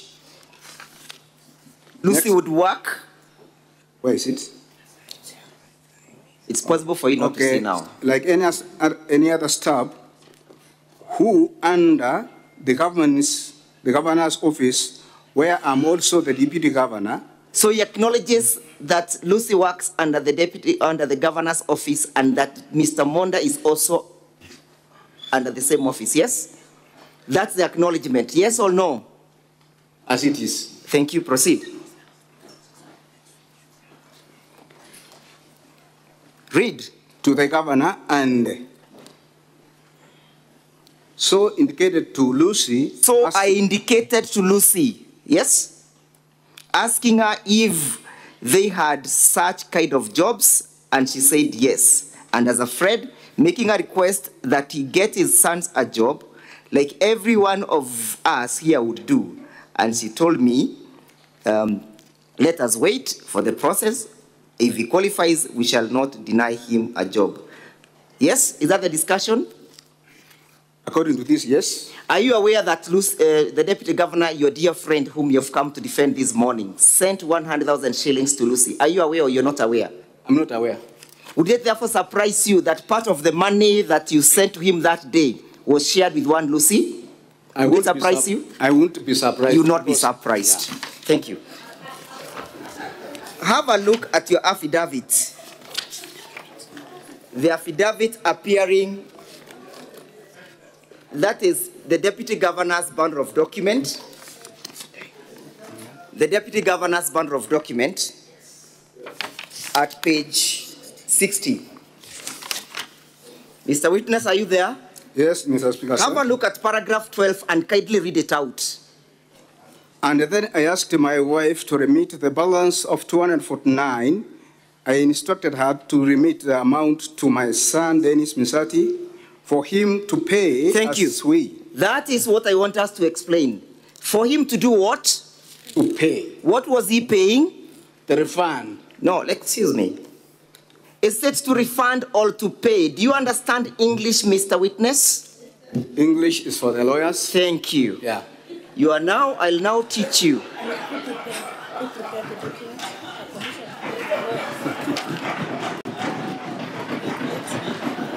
And therefore, all the senators, I'll put it to you that there's a difference between the statement to pay and to refund.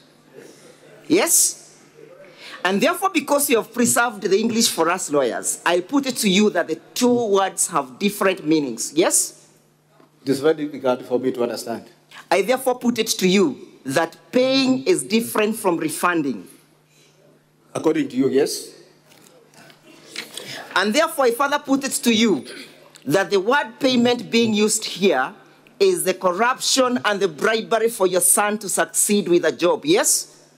Payment is not a bribe. It will depend on which context it is. In this context now, thank you. That's wrong.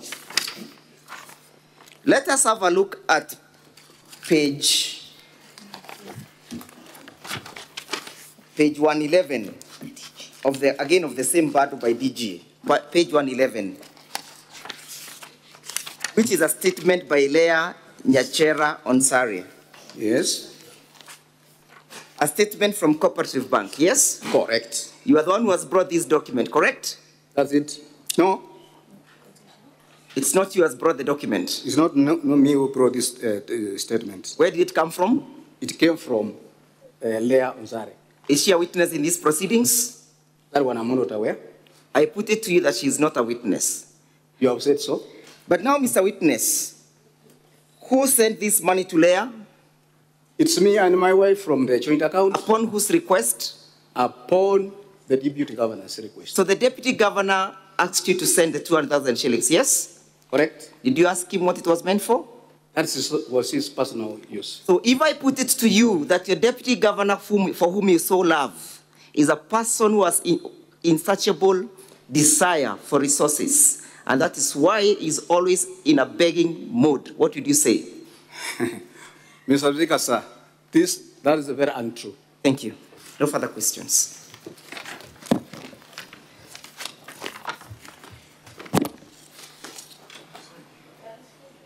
Yeah, Council, you have, for the Deputy Governor, you have 10 minutes for the examination. Thank you very much, Mr. Speaker.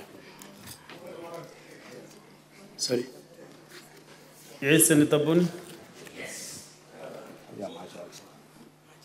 Speaker, my point of order is to appeal to you, and the appeal is arising from the provisions of the rules of procedure. I invite you to look at rule number 22.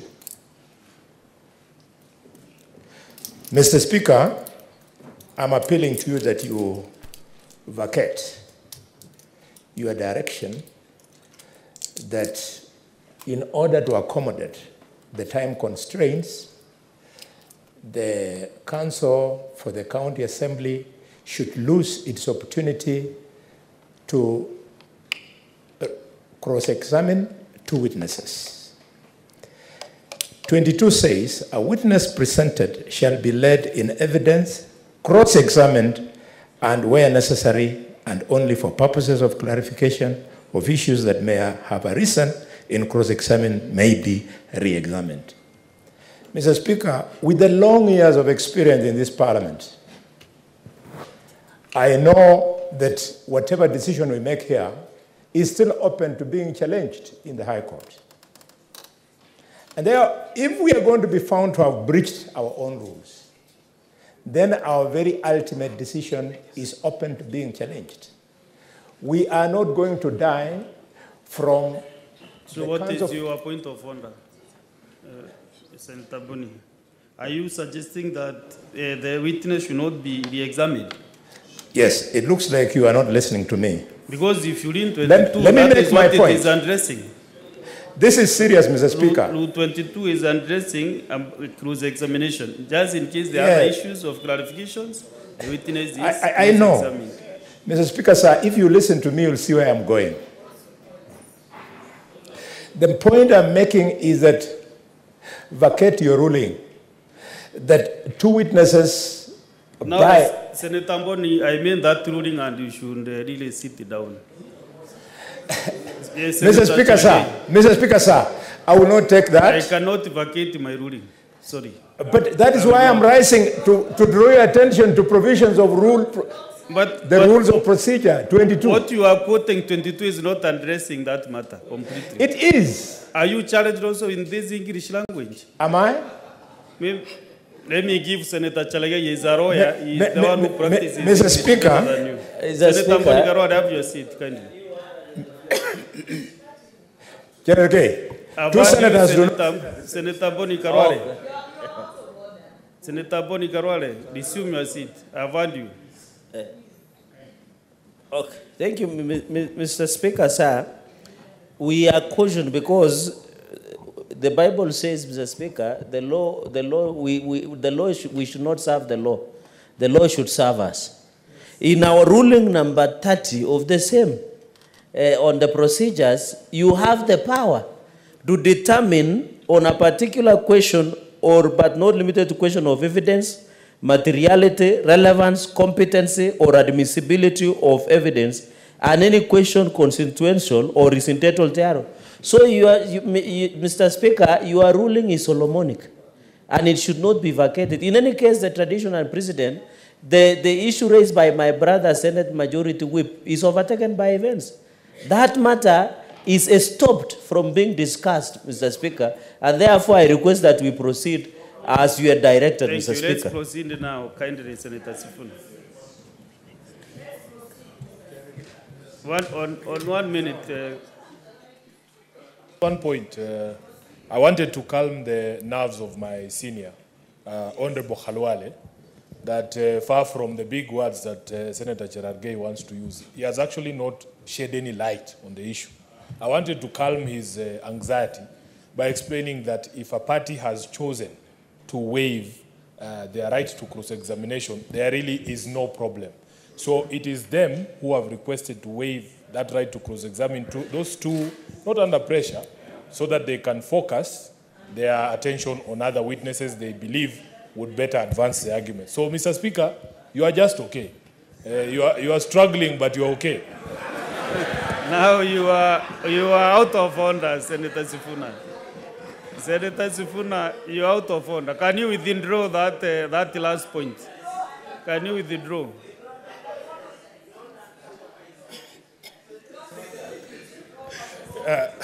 Speaker, it was with a light note, but I withdraw and apologize. You are a man of substance.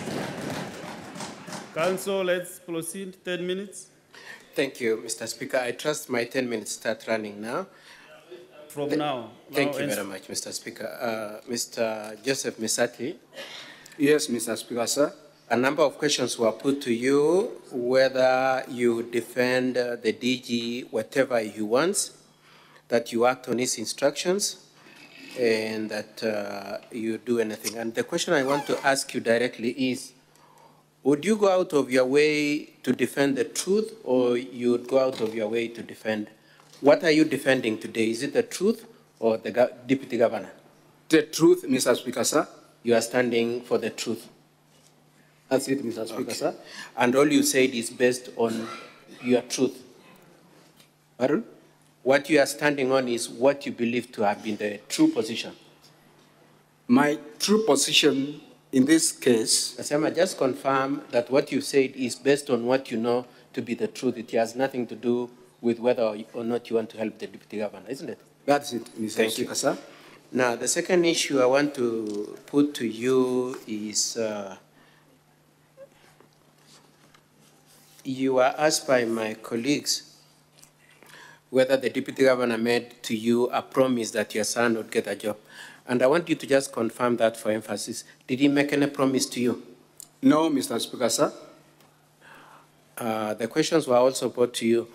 Did you know what or how you do or how you do what you wanted to do to assist your son get a job? Did you know? No. You didn't know. Did he promise to use his position to get a job for your son? No, Mr. Speaker, sir. Okay. Move on to another question. You asked whether you usually make visits to the Deputy Governor with your sons. And what is your answer? Correct, that's true. You normally visited? Yeah. Yes. Now, you asked, Dennis said yesterday that that was the first time he had gone to the Deputy Governor's house. That's what he said. Do you have an explanation for that proposition? Yes, Mr. Speaker, sir.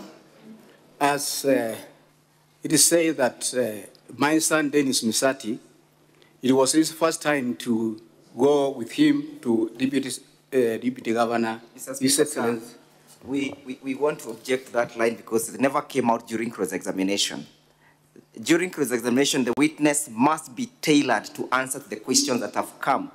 from cross-examination. He cannot introduce a new ground that we never dealt with in cross-examination. He's re-examining the witness. Mr. Speaker, sir, all I am doing is reacting to the proposition that was put to the witness as to whether he normally goes with his sons to visit the deputy governor, or otherwise whether that was the first time and distinguishes the rest of the visits. And so I'm just making the point as to whether or not indeed he has been visiting, and if Dennis was making the first visit as opposed to the other sons, what is the explanation? That's all I'm doing, Mr. Speaker, sir. I pray that you... and I stick to that lane. Yes, thank you very much. You have a lot of experience. Thank you, Mr. Speaker, sir. And I don't want you to be very verbose. Could you just answer the question? Why was it that Dennis was going there for the first time that day? Mr. Speaker, sir, earlier I stated that my son has been away from, he has been in Nairobi for more than 13 years. So the reason why you had not gone with him is because he has been away from Kisii in the neighborhood of the visit, isn't it? Correct, Mr. Speaker, sir. I would like to move on. You've been asked why you chose Dennis to receive the M-Pesa as opposed to Jared, whom you have always worked with. What is your answer to that? Why did you choose Dennis? Mr. Speaker, sir, when you have got a number of children, you must balance in how you can love them. In that context, you can see that Jared is the person who has been driving me. Here is Dennis who has come. Because of that, I want just to show Dennis that I love him by sending that money. In other words, not loving because I sent the money. It is just to indicate that I must balance in my love towards my sons. So you are showing love and trust, that you trust all of them? I trust all of them. And you love them, all of them? And I love them equally. And you continue to do that? That's it, Mr. Speaker, sir. Now, you were taken to task on the contents of paragraph 24 of your affidavit, and I would like you to look at that. If you remember again, your affidavit is at page 59, and I would like you to go to, I would like us to visit paragraph 24. Are you there? Yes, Mr. Speaker, sir. Now, an issue was taken on the point you make that, and especially fees for his child, and I personally paid. You've seen that? Yes, Mr. Speaker. What did you mean by saying you personally paid? Personally, it means from my pocket to any other. So your point is that the money that was paid, was used to pay your grandchild's fees was yours? It was mine, that's what I mean. And how was the money transmitted? How was it remitted to the school account? I gave one of my sons to one that remitted the money. So one of your sons went. But in the meantime, whose money was that son of yours taking? One of my sons, Dennis. Saying, so you've given your son to go and pay in the account of the school, isn't it? Yes. Whose money was your son carrying? My money. Yeah, okay. Now, I would like to move on to page 189 of the county government's bundle.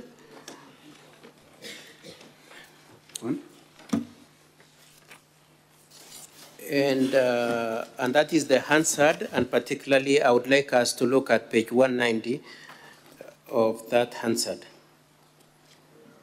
Yeah. Paragraph. Now, I would like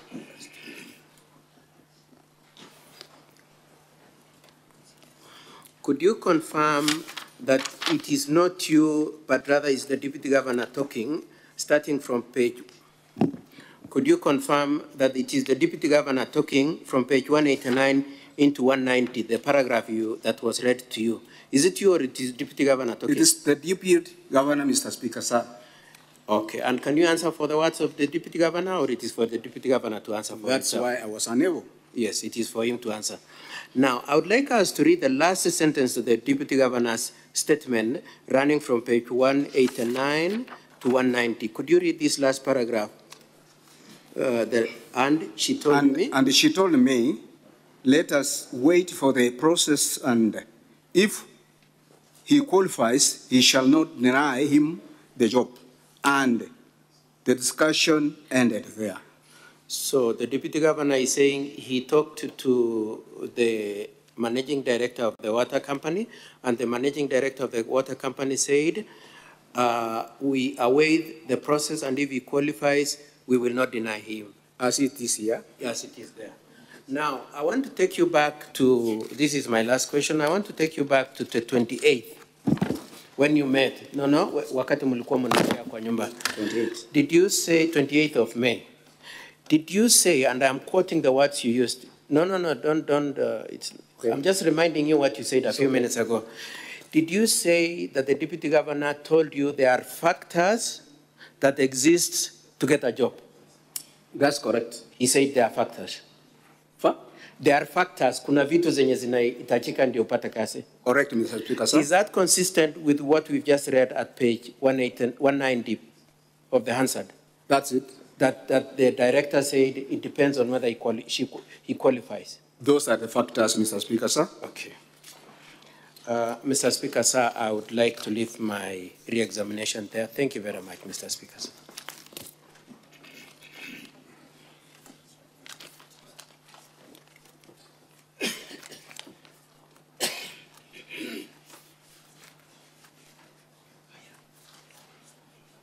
You done, counsel, with the witness? Yes, I'm done, Mr. Speaker, sir. So, for this particular witness, I want to give a few senators to seek clarification. My dashboard is full, so I'm kindly requesting whether we can agree, we do it 4-4, both sides, so that we can make progress. We start with Senator Oroba. Thank you, Mr. Speaker. My question is to Joseph. You said you have 6 sons. You have 6 sons, yes? Yes, Mr. Speaker, sir. And your wife is the biological mother to all of these 6 sons. Ask through the speaker so that he can respond to you. You know you. Okay. That is one of my questions. I'd like to know if your wife, who you're referencing, is the biological mother to all of the 6 sons, including Dennis. And my next question, Mr. Speaker, goes to Senior Counsel. Senior Counsel, I don't know whether you are conversant with Article 76 of our Constitution. In reference to page 61 of the DG's volume, page 61, from paragraph 24, 25, and 26, where we have been subjected to this relationship of 2 personal friends who are giving favors to each other in form of soft loans. My question to Senior Counsel in relevance to Article 76, where it highlights that a public officer should not use his office in any manner, particularly financial sense, on soft loans to erode the public confidence in favor of a personal interest. Would you agree with me that from what you have showcased here, particularly page 61, 24, 25, and 26, that the Deputy Governor has actually gone against Article 76 of the Constitution? And finally, the last one, Mr. Speaker, on the issue of the money being transferred, my question is, why didn't the Deputy Governor just withdraw the cash and refund directly? Oloba, you have 2 minutes. Thank you. Yes, continue. There are 2 questions. One to the counsel, the other one to the witness. Mr. Speaker, sir, as it has been raised,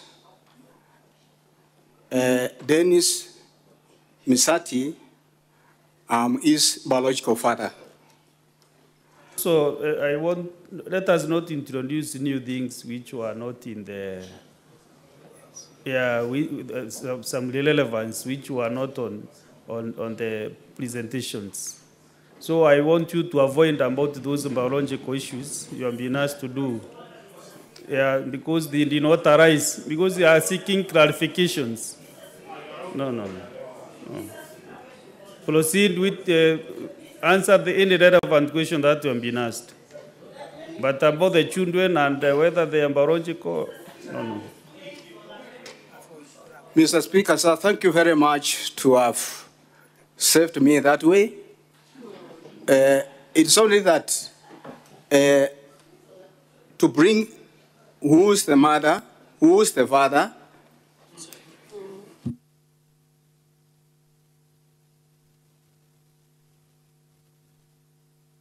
The second question was directed at me in terms of the provisions of Article 76 of the Constitution and the need for propriety of conduct by... Thank you. Mr. Speaker, sir, can I proceed? Thank you very much. In terms of the question as to whether the Deputy Governor conducted himself properly within the intention of Article 76, our answer is that he completely conducted himself properly. It is our understanding, first of all, we are not making an admission that this money was meant to make any influence. It was a mere refund. It is our position that borrowings between friends is not prohibited by Article 76.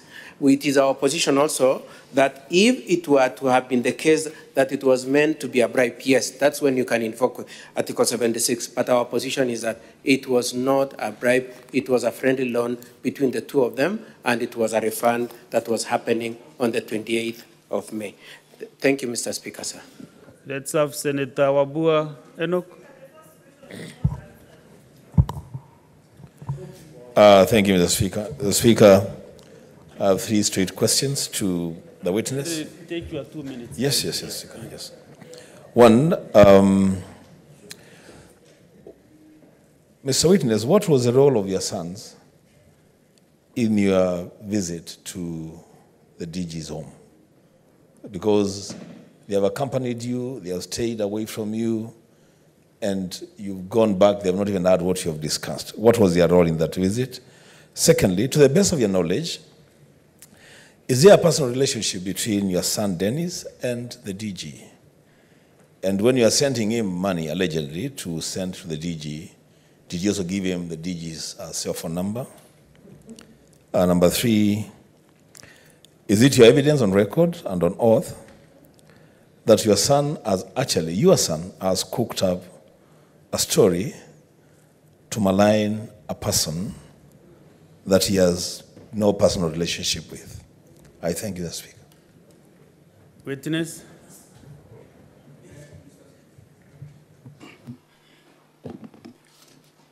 Mr. Speaker, sir,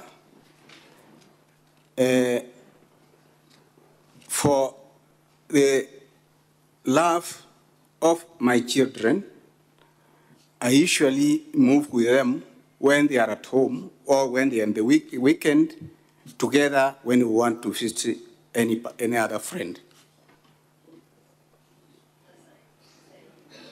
Number 2,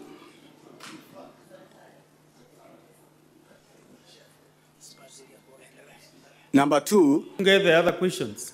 So Senator Zeta has avoided so many questions to the witness because the second one was what? No, maybe you can write down even one word so that you remember. But the assistant there can be able to assist. Not necessarily the counsel, but the assistant who is standing by the witness can just record what has been asked. Yes, Senator Ombo.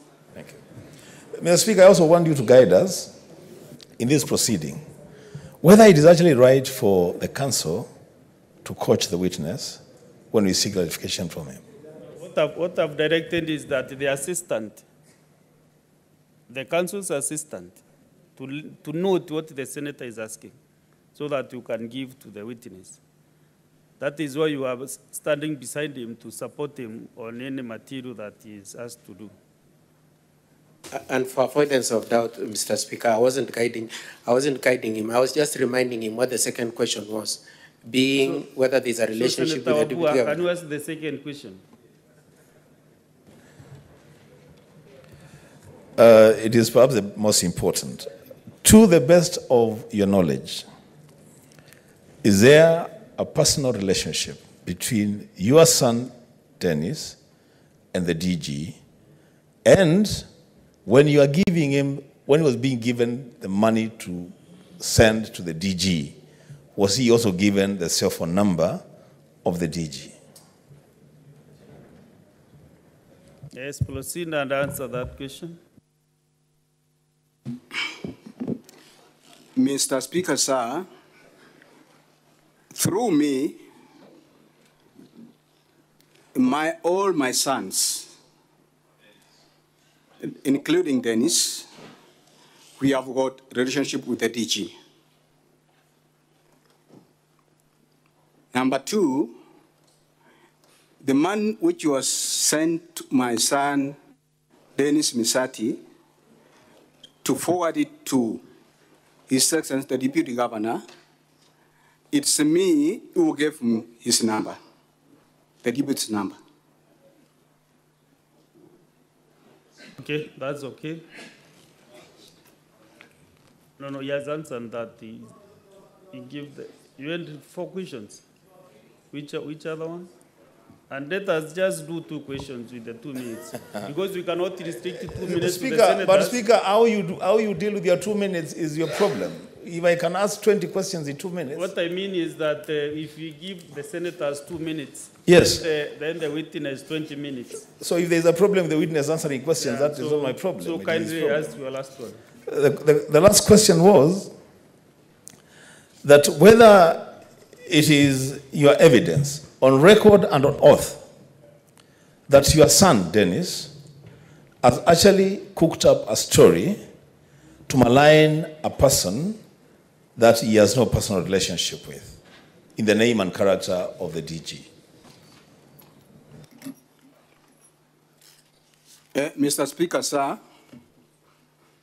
according to what His Honorable Senator has said, and if I can also summarize what's going on, my son was lured, intoxicated with some of the people to use him to fail the deputy governor. And that's why my son, after I paid school fees, he stayed at home for 3 to 4 days, and the vehicle came to collect him. Where they went with his wife, I cannot tell up to now.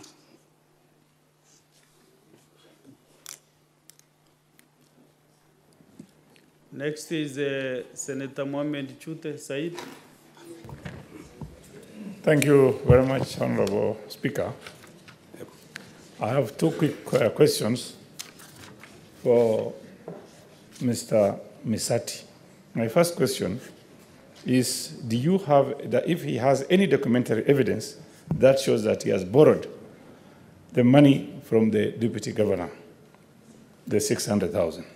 My number 2 question is there any contribution from his son, Dennis, in regards to the payment of the 600,000 shillings paid to the deputy governor? Thank you very much. Okay, witness, respond. What was the second? Mr. Speaker, sir, as usual, for friends, unless that much or money is a loan,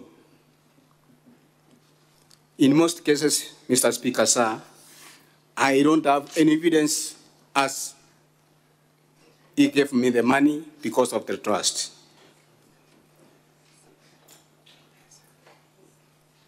Second one, the second question. What?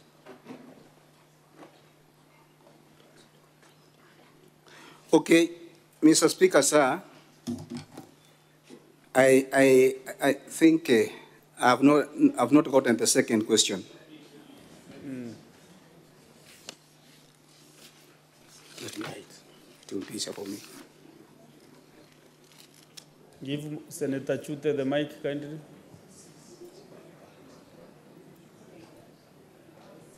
Give Senator Chute the mic.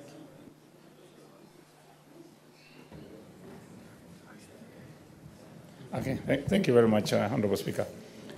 The question goes to the witness.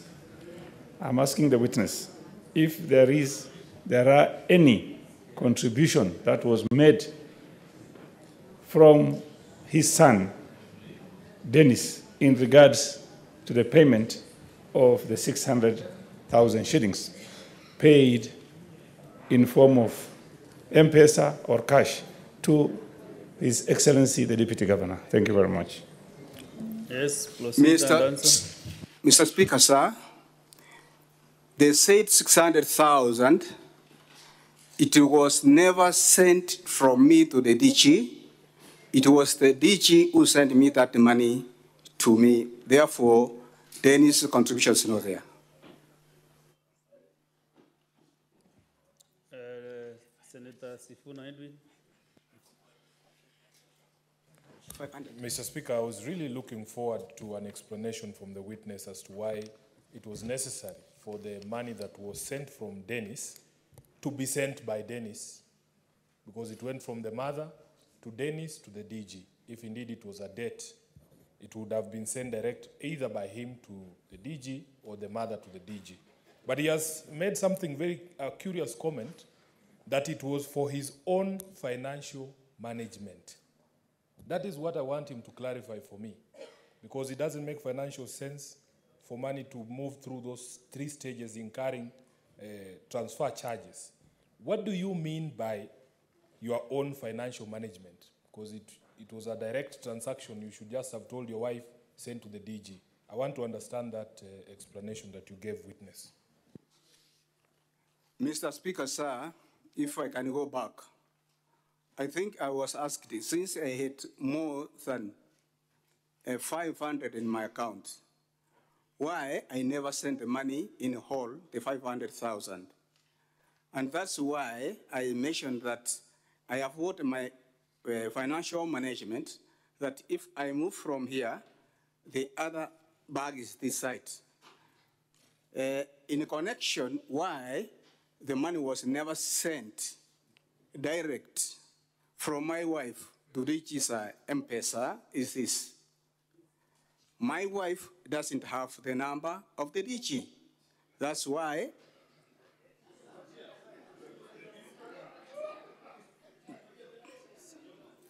give the witness time to answer the question, kindly. That's why, Mr. Speaker, sir. Answer. That's why, Mr. Speaker, sir. Answer.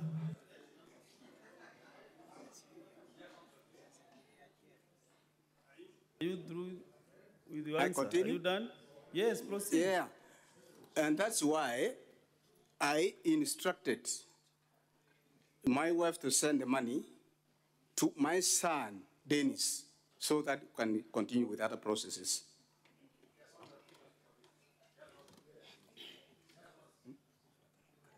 No, but you are on the queue. You're on the queue. On the same, a follow-up question.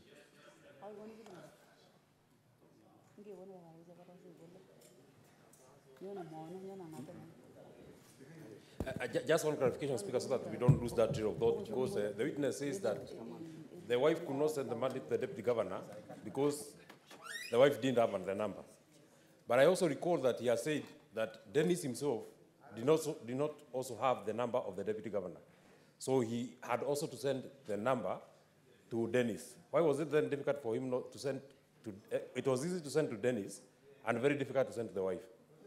So just that what. Senator Medu, are you asking me or the witness?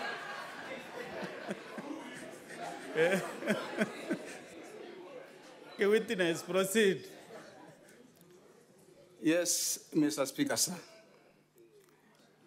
You know, every person has what his own ways, how he operates. And that is the best way I operate it.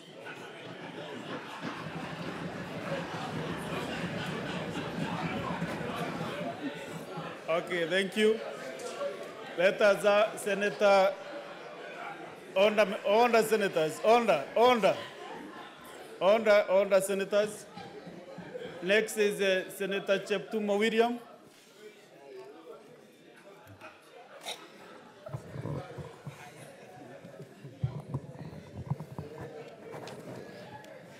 Mr. Speaker, I have only one question. That the witness went to visit the DG with his sons. And Mr. Speaker, from the evidence, the sons sat far from where the DG and the witness were conversing. I want the witness to confirm to this House that there was no discussion at all about the support of the DG to secure a job for Dennis. May I proceed, witness, answer that question from Senator William Cheptumo. Mr. Speaker, sir, kindly and humbly come again.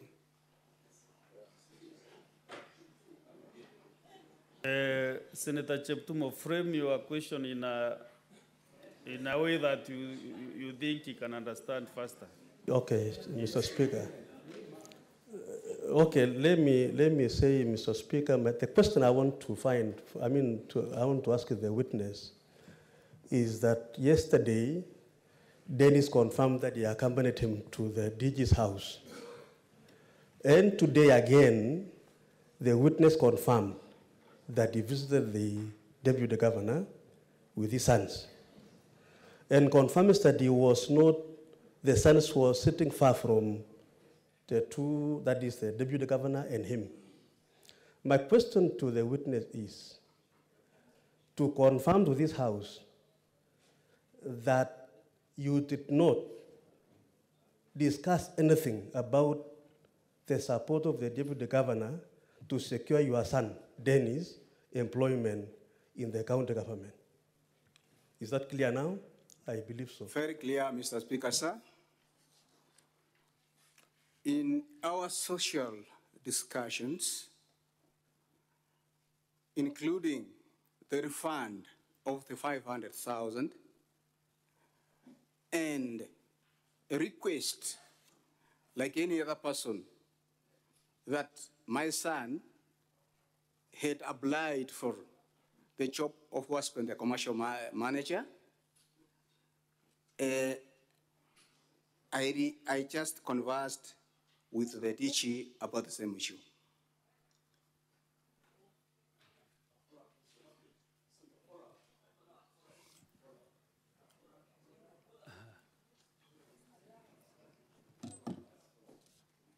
Senator Maruma.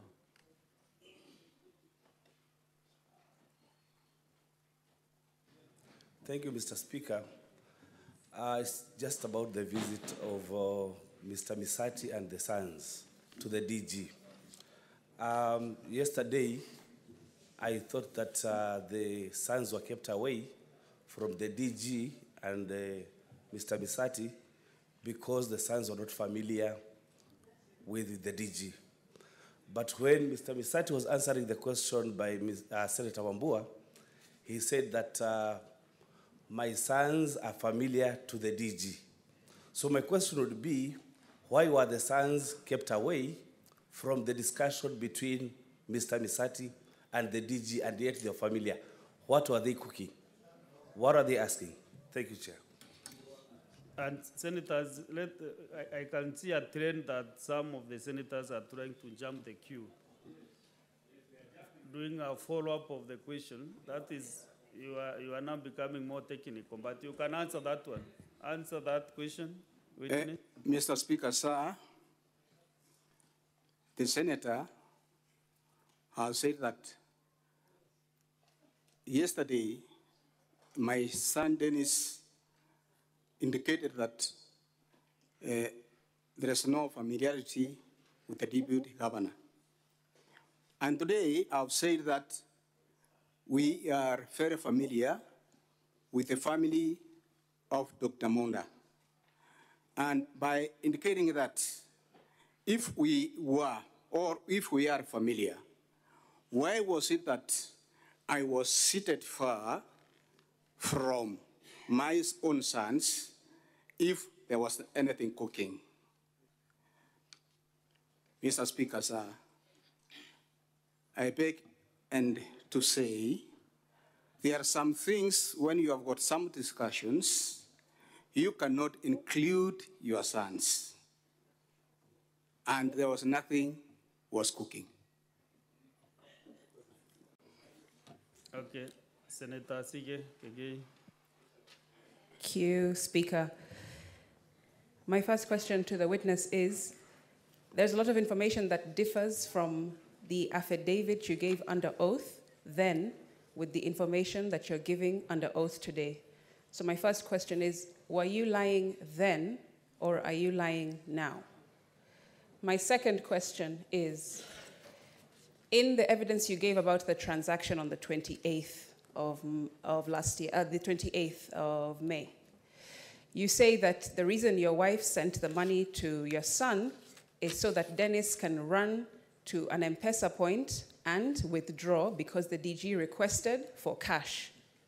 Now, at the beginning of your testimony when you're being introduced, your counsel asked you to tell us what you do.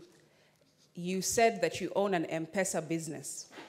My second question is, why would you say that your son did not find any M-Pesa branches open to withdraw the cash, and that's why he sent it through the phone, when you own your own M-Pesa business, which you could have withdrawn from there through your son?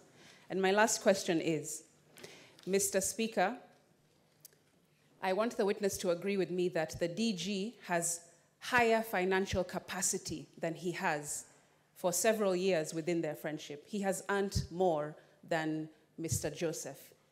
So my question is, are you giving testimony that may differ between your affidavit and today because you might be weary of the well running dry in terms of the favors that you receive, financial favors from the DG through your long-term friendship?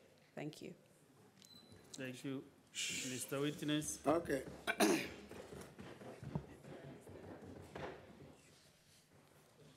Mr. Speaker, sir, the first question, although I never got them all, the senator said whether I were lying or I'm lying today. That's no. The second question, Honorable Speaker, Honorable Senator, she has said that if I am operating the M-Pesa, why didn't I send the money direct to the DG? One, my M-Pesa balance by that time had no such balance. Two, because the DG wanted money in cash, that's why I opted the money to be sent to my son Dennis so that we can go to the nearest shop to withdraw, but unfortunately, we found that the shops had closed.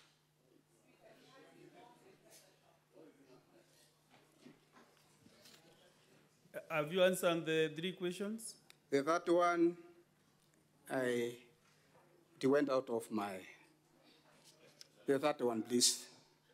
Speaker, the third question that I asked is for the witness to agree that the DG has more financial capacity in terms of earnings and has had so for a long time in their friendship. And therefore, is he concerned that without his testimony today, trying to help the DG remain in office, that the well will run dry in terms of the favors, financial favors that the DG has afforded to the witness in the past? Thank you, Mr. Speaker, sir. Honorable Senator, it will depend, as you are all here. It doesn't mean that when you are a senator or you are a DG, you have got a lot of money. Most people, they always operate on loans. If there is any person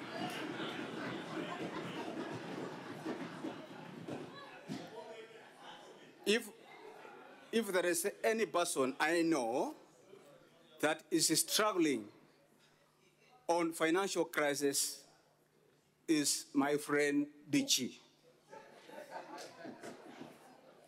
Yes, next is Senator Tabitha Mutinda.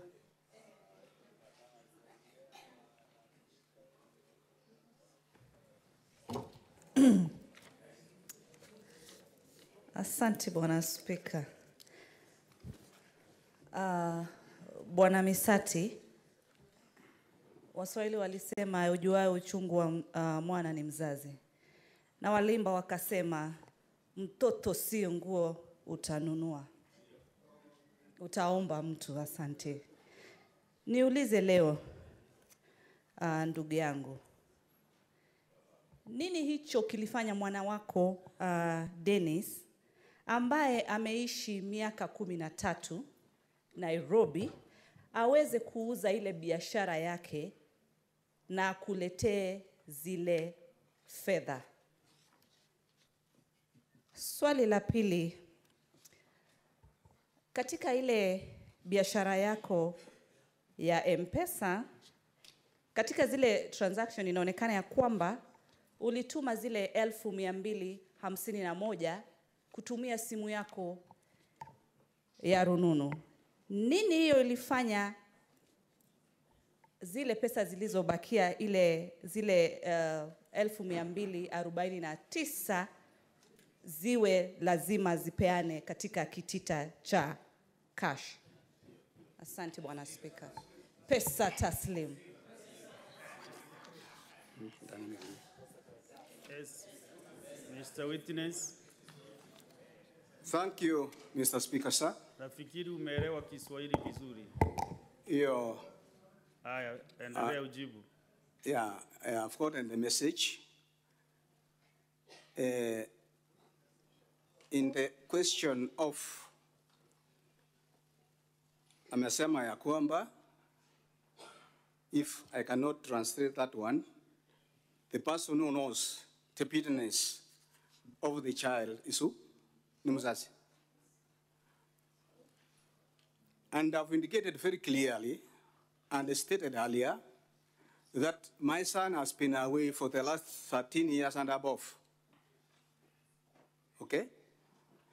Even during that time, although there was rare communications, I used to send him some money for his upkeep, even if I don't have the documents to support that. And by saying that he sold his own saloon, as indicated, that one I can say he had no saloon. Witness, kindly answer the questions that you have been asked by this Honorable Senator. Within a minute, just answer the question directly without circumventing a lot of explanations. But it is just a direct question. Thank you, Mr. Speaker, sir. Then, if it's alleged that he sold his goods or his saloon, where he took the money, I don't know. Question number 2. What is it? Mr. Witness, that question was never asked by the Senator. Can you repeat your question for record purposes? Thank you, Mr. Speaker. Let me just use the English language and just ask Mr. Musati the reason as to why your son sold his business in Nairobi, the salon business. But I think, Mr. Speaker, he's also answering and saying the son did not have any salon business. Let me take the answer like that. And so maybe you can answer the second question, Mr. Musati. Ask it. flash the question, please. Yeah, my second question, Mr. Musati, was the first transaction that you sent to the DG was 251 in M-Pesa. And how comes you had to send, to give the DG cash, the 249 that your son had to run around to look for money to be able to give it cash, yet the first batch was given on M-Pesa? What was wrong in still sending the 249 via M-Pesa? And you had said that politicians do not have money. Is it the case that your good friend was looking for money from you? Thank you very much, Mr. Speaker, sir. In our discussions, when we were together with DG, I told him that I've got some money from my account, which was, I remitted that money 70 times 3 plus 41, which came up to 251,000. In our discussion now, according to what the DG conversed to me, he told me that he needs some cash. And then that's why I instructed my wife to send it to Dennis so that we can look a way how we can encash that money from any nearest M-Pesa. Senator Muhaji Mohammed. Thank you, Mr. Speaker. I want to refer the witness to page 65 of the bundle, the DG's bundle.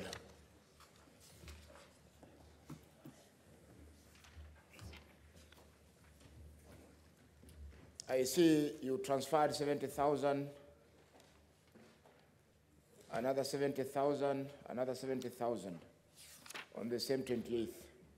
And you had a handsome balance in the account.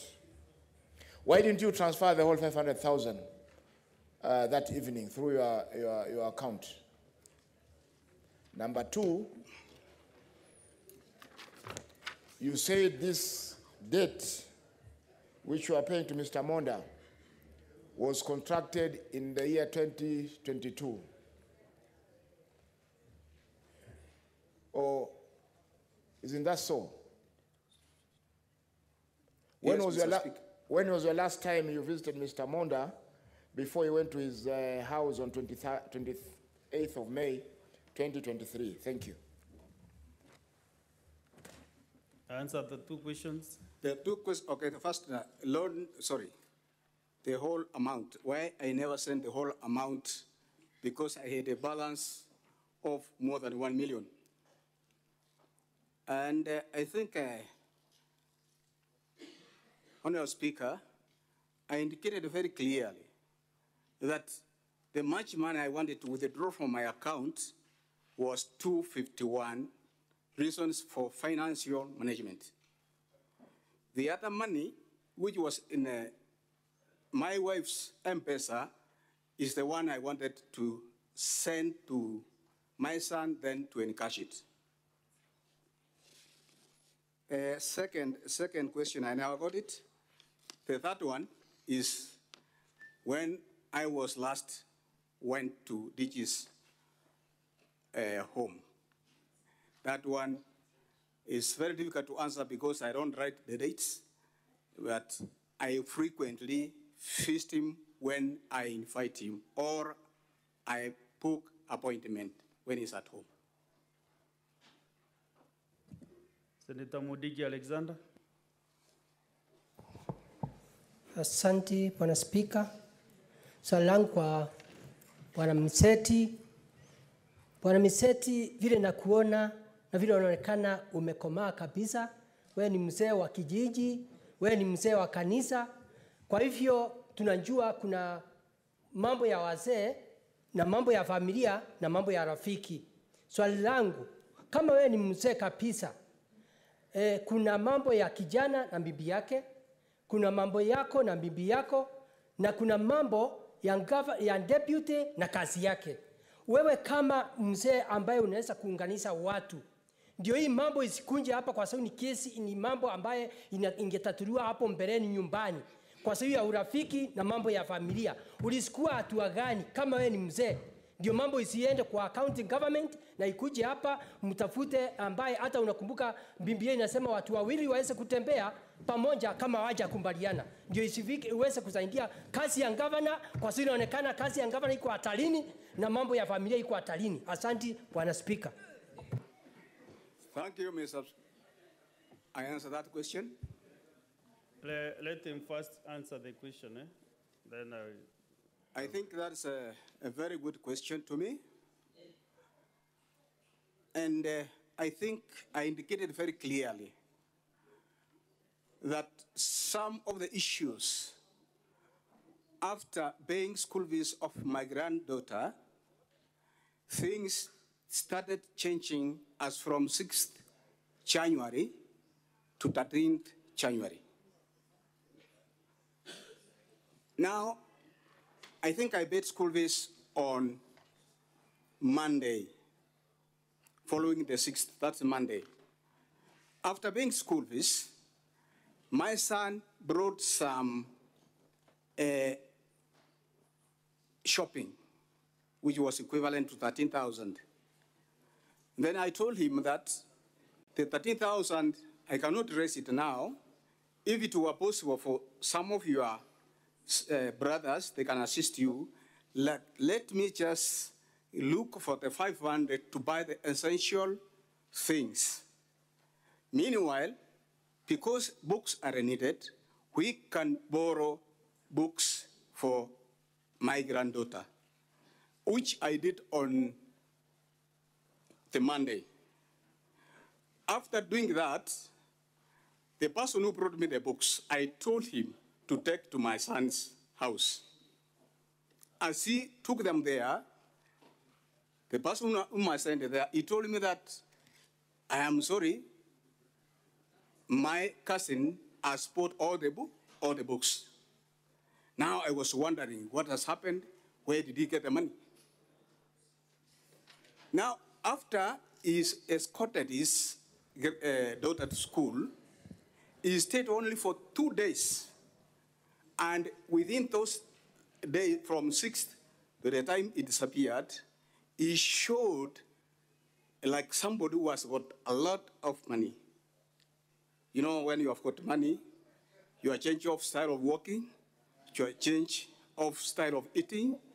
And then I was surprised where this young man got the money from, only to find that the boy or my son Witness, I think you have answered the question. Disappeared. Yes. After he disappeared. That is why I was unable, Honorable Senator. I would have, if he would have come to me to know what he was conspiring, we should have been in the same page. Senator Kinyua, what is your point of order? Asante Bwana Spika kunipa fursa hii. Bwana Spika, hii ni nyumba ya kumbukumbu na tumekuwa na kikao kama hiki tukijadili mswada kama huu, na nakumbuka ya kwamba maswali ambayo tunapaswa kuuliza Bwana Spika ni ya ufafanuzi mahali ambapo hatujaelewa vizuri Bwana Spika, lakini maswali mengine yanayoulizwa ni kana kwamba sisi tayari tumekata kesi na mwelekeo ambao tunataka kuuchukua. Kwa hivyo Bwana Spika, nakumbuka vizuri kwa sababu hii ni nyumba ya kumbukumbu, na Spika mwenzako alisema vivyo hivyo kwamba maswali tunayouliza yanapaswa yaelekezwe kwa ufafanuzi, lakini si kuonekana kana kwamba tayari tumechukua msimamo na mwelekeo ambao tunao. Bwana Spika. Kinyua, mimi nikiwa hapa kwa hiki kiti sijasikia maswali kama hayo unasema yameulizwa. Kwa hivyo mimi vile yale maswali hawa majanji wanauliza ni yale maswali yatawasaidia kukata kauli mwisho ya hii sehemu. Now let us have Senator Ososi.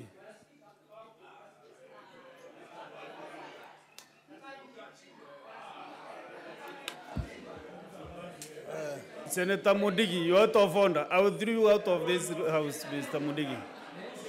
Mudigi, out of order. Mudigi, resume your seat. Senator Modigi. Senator Sos. Mr. Speaker, I would like to ask the witness in his affidavit that is on page 59 of the defense. It is stated that one of the things he has said that we asked each other possible favors, and this includes favors like helping each other look out for jobs, education opportunities, and other social welfare openings for especially our children. This reference to looking for jobs, it is which jobs? Can you tell the House which jobs were you looking for your children?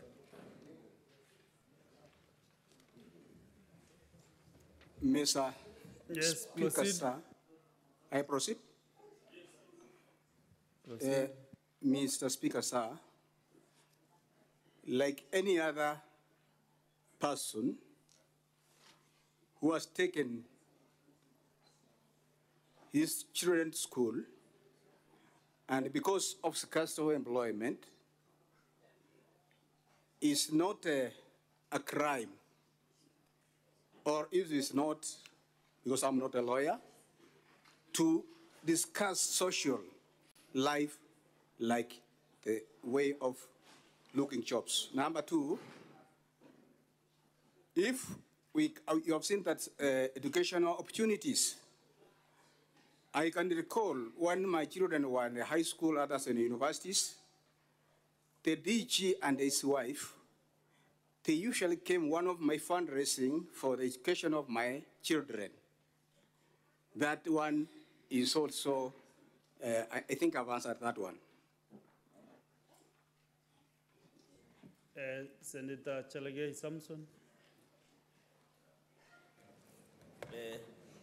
Thank you.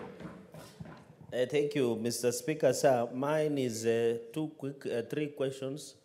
Mr. Misati, have you in any way are you only friends with DG or you are also business partners, number one? Number two, you have said politicians normally are financially strapped or struggle, which I agree to some extent, but some are well-oiled. Have you ever in any point, like yours truly, have you ever in any point funded any of the campaigns in the DG Monda's political career? Number two, or being part of his campaign. Number three, Mr. Speaker, in this M-Pesa sending, were you sending money to Dennis Misati out of affection, love, or you are assigning him responsibility? Because I want to know, because you are saying you are sending to him to show to him that you love him. But again, you are giving him responsibility to send the same money to the DG. And finally, are you aware of allegations of bribe of 800,000? Is it 800,000 or is it 600,000? Can you differentiate the same? Are you aware of the bribe of 800,000 or you are only aware of 600,000? Thank you, Mr. Speaker, sir. Yes. Mr. Witness. Mr. Speaker, sir, I think the first question was that are we friends or do we have a business in partnership? Before I retired, I was having shops of Agrofit. And during that time, the DG was also having a shop at Kisii. Therefore, he was supplying me with goods to sell, then I want to refund. Indeed, we are friends, but we are not partners.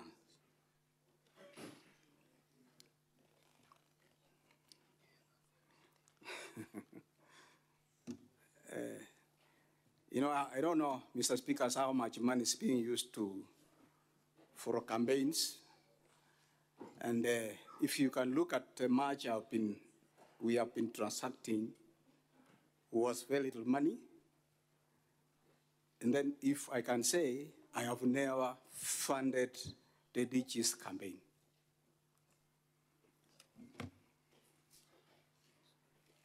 What is this? Last question. Okay, the third one, Honorable Senator, you know, because of the language, but I can just combine it. I sent the money because of love to my son and at the same time, responsibility.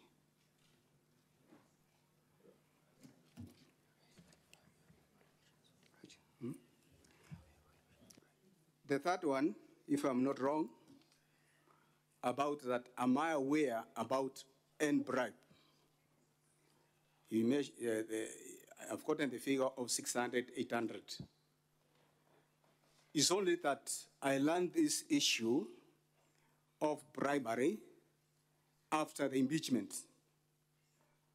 That my son and I went to the DGs to bribe him. Opposed is the case.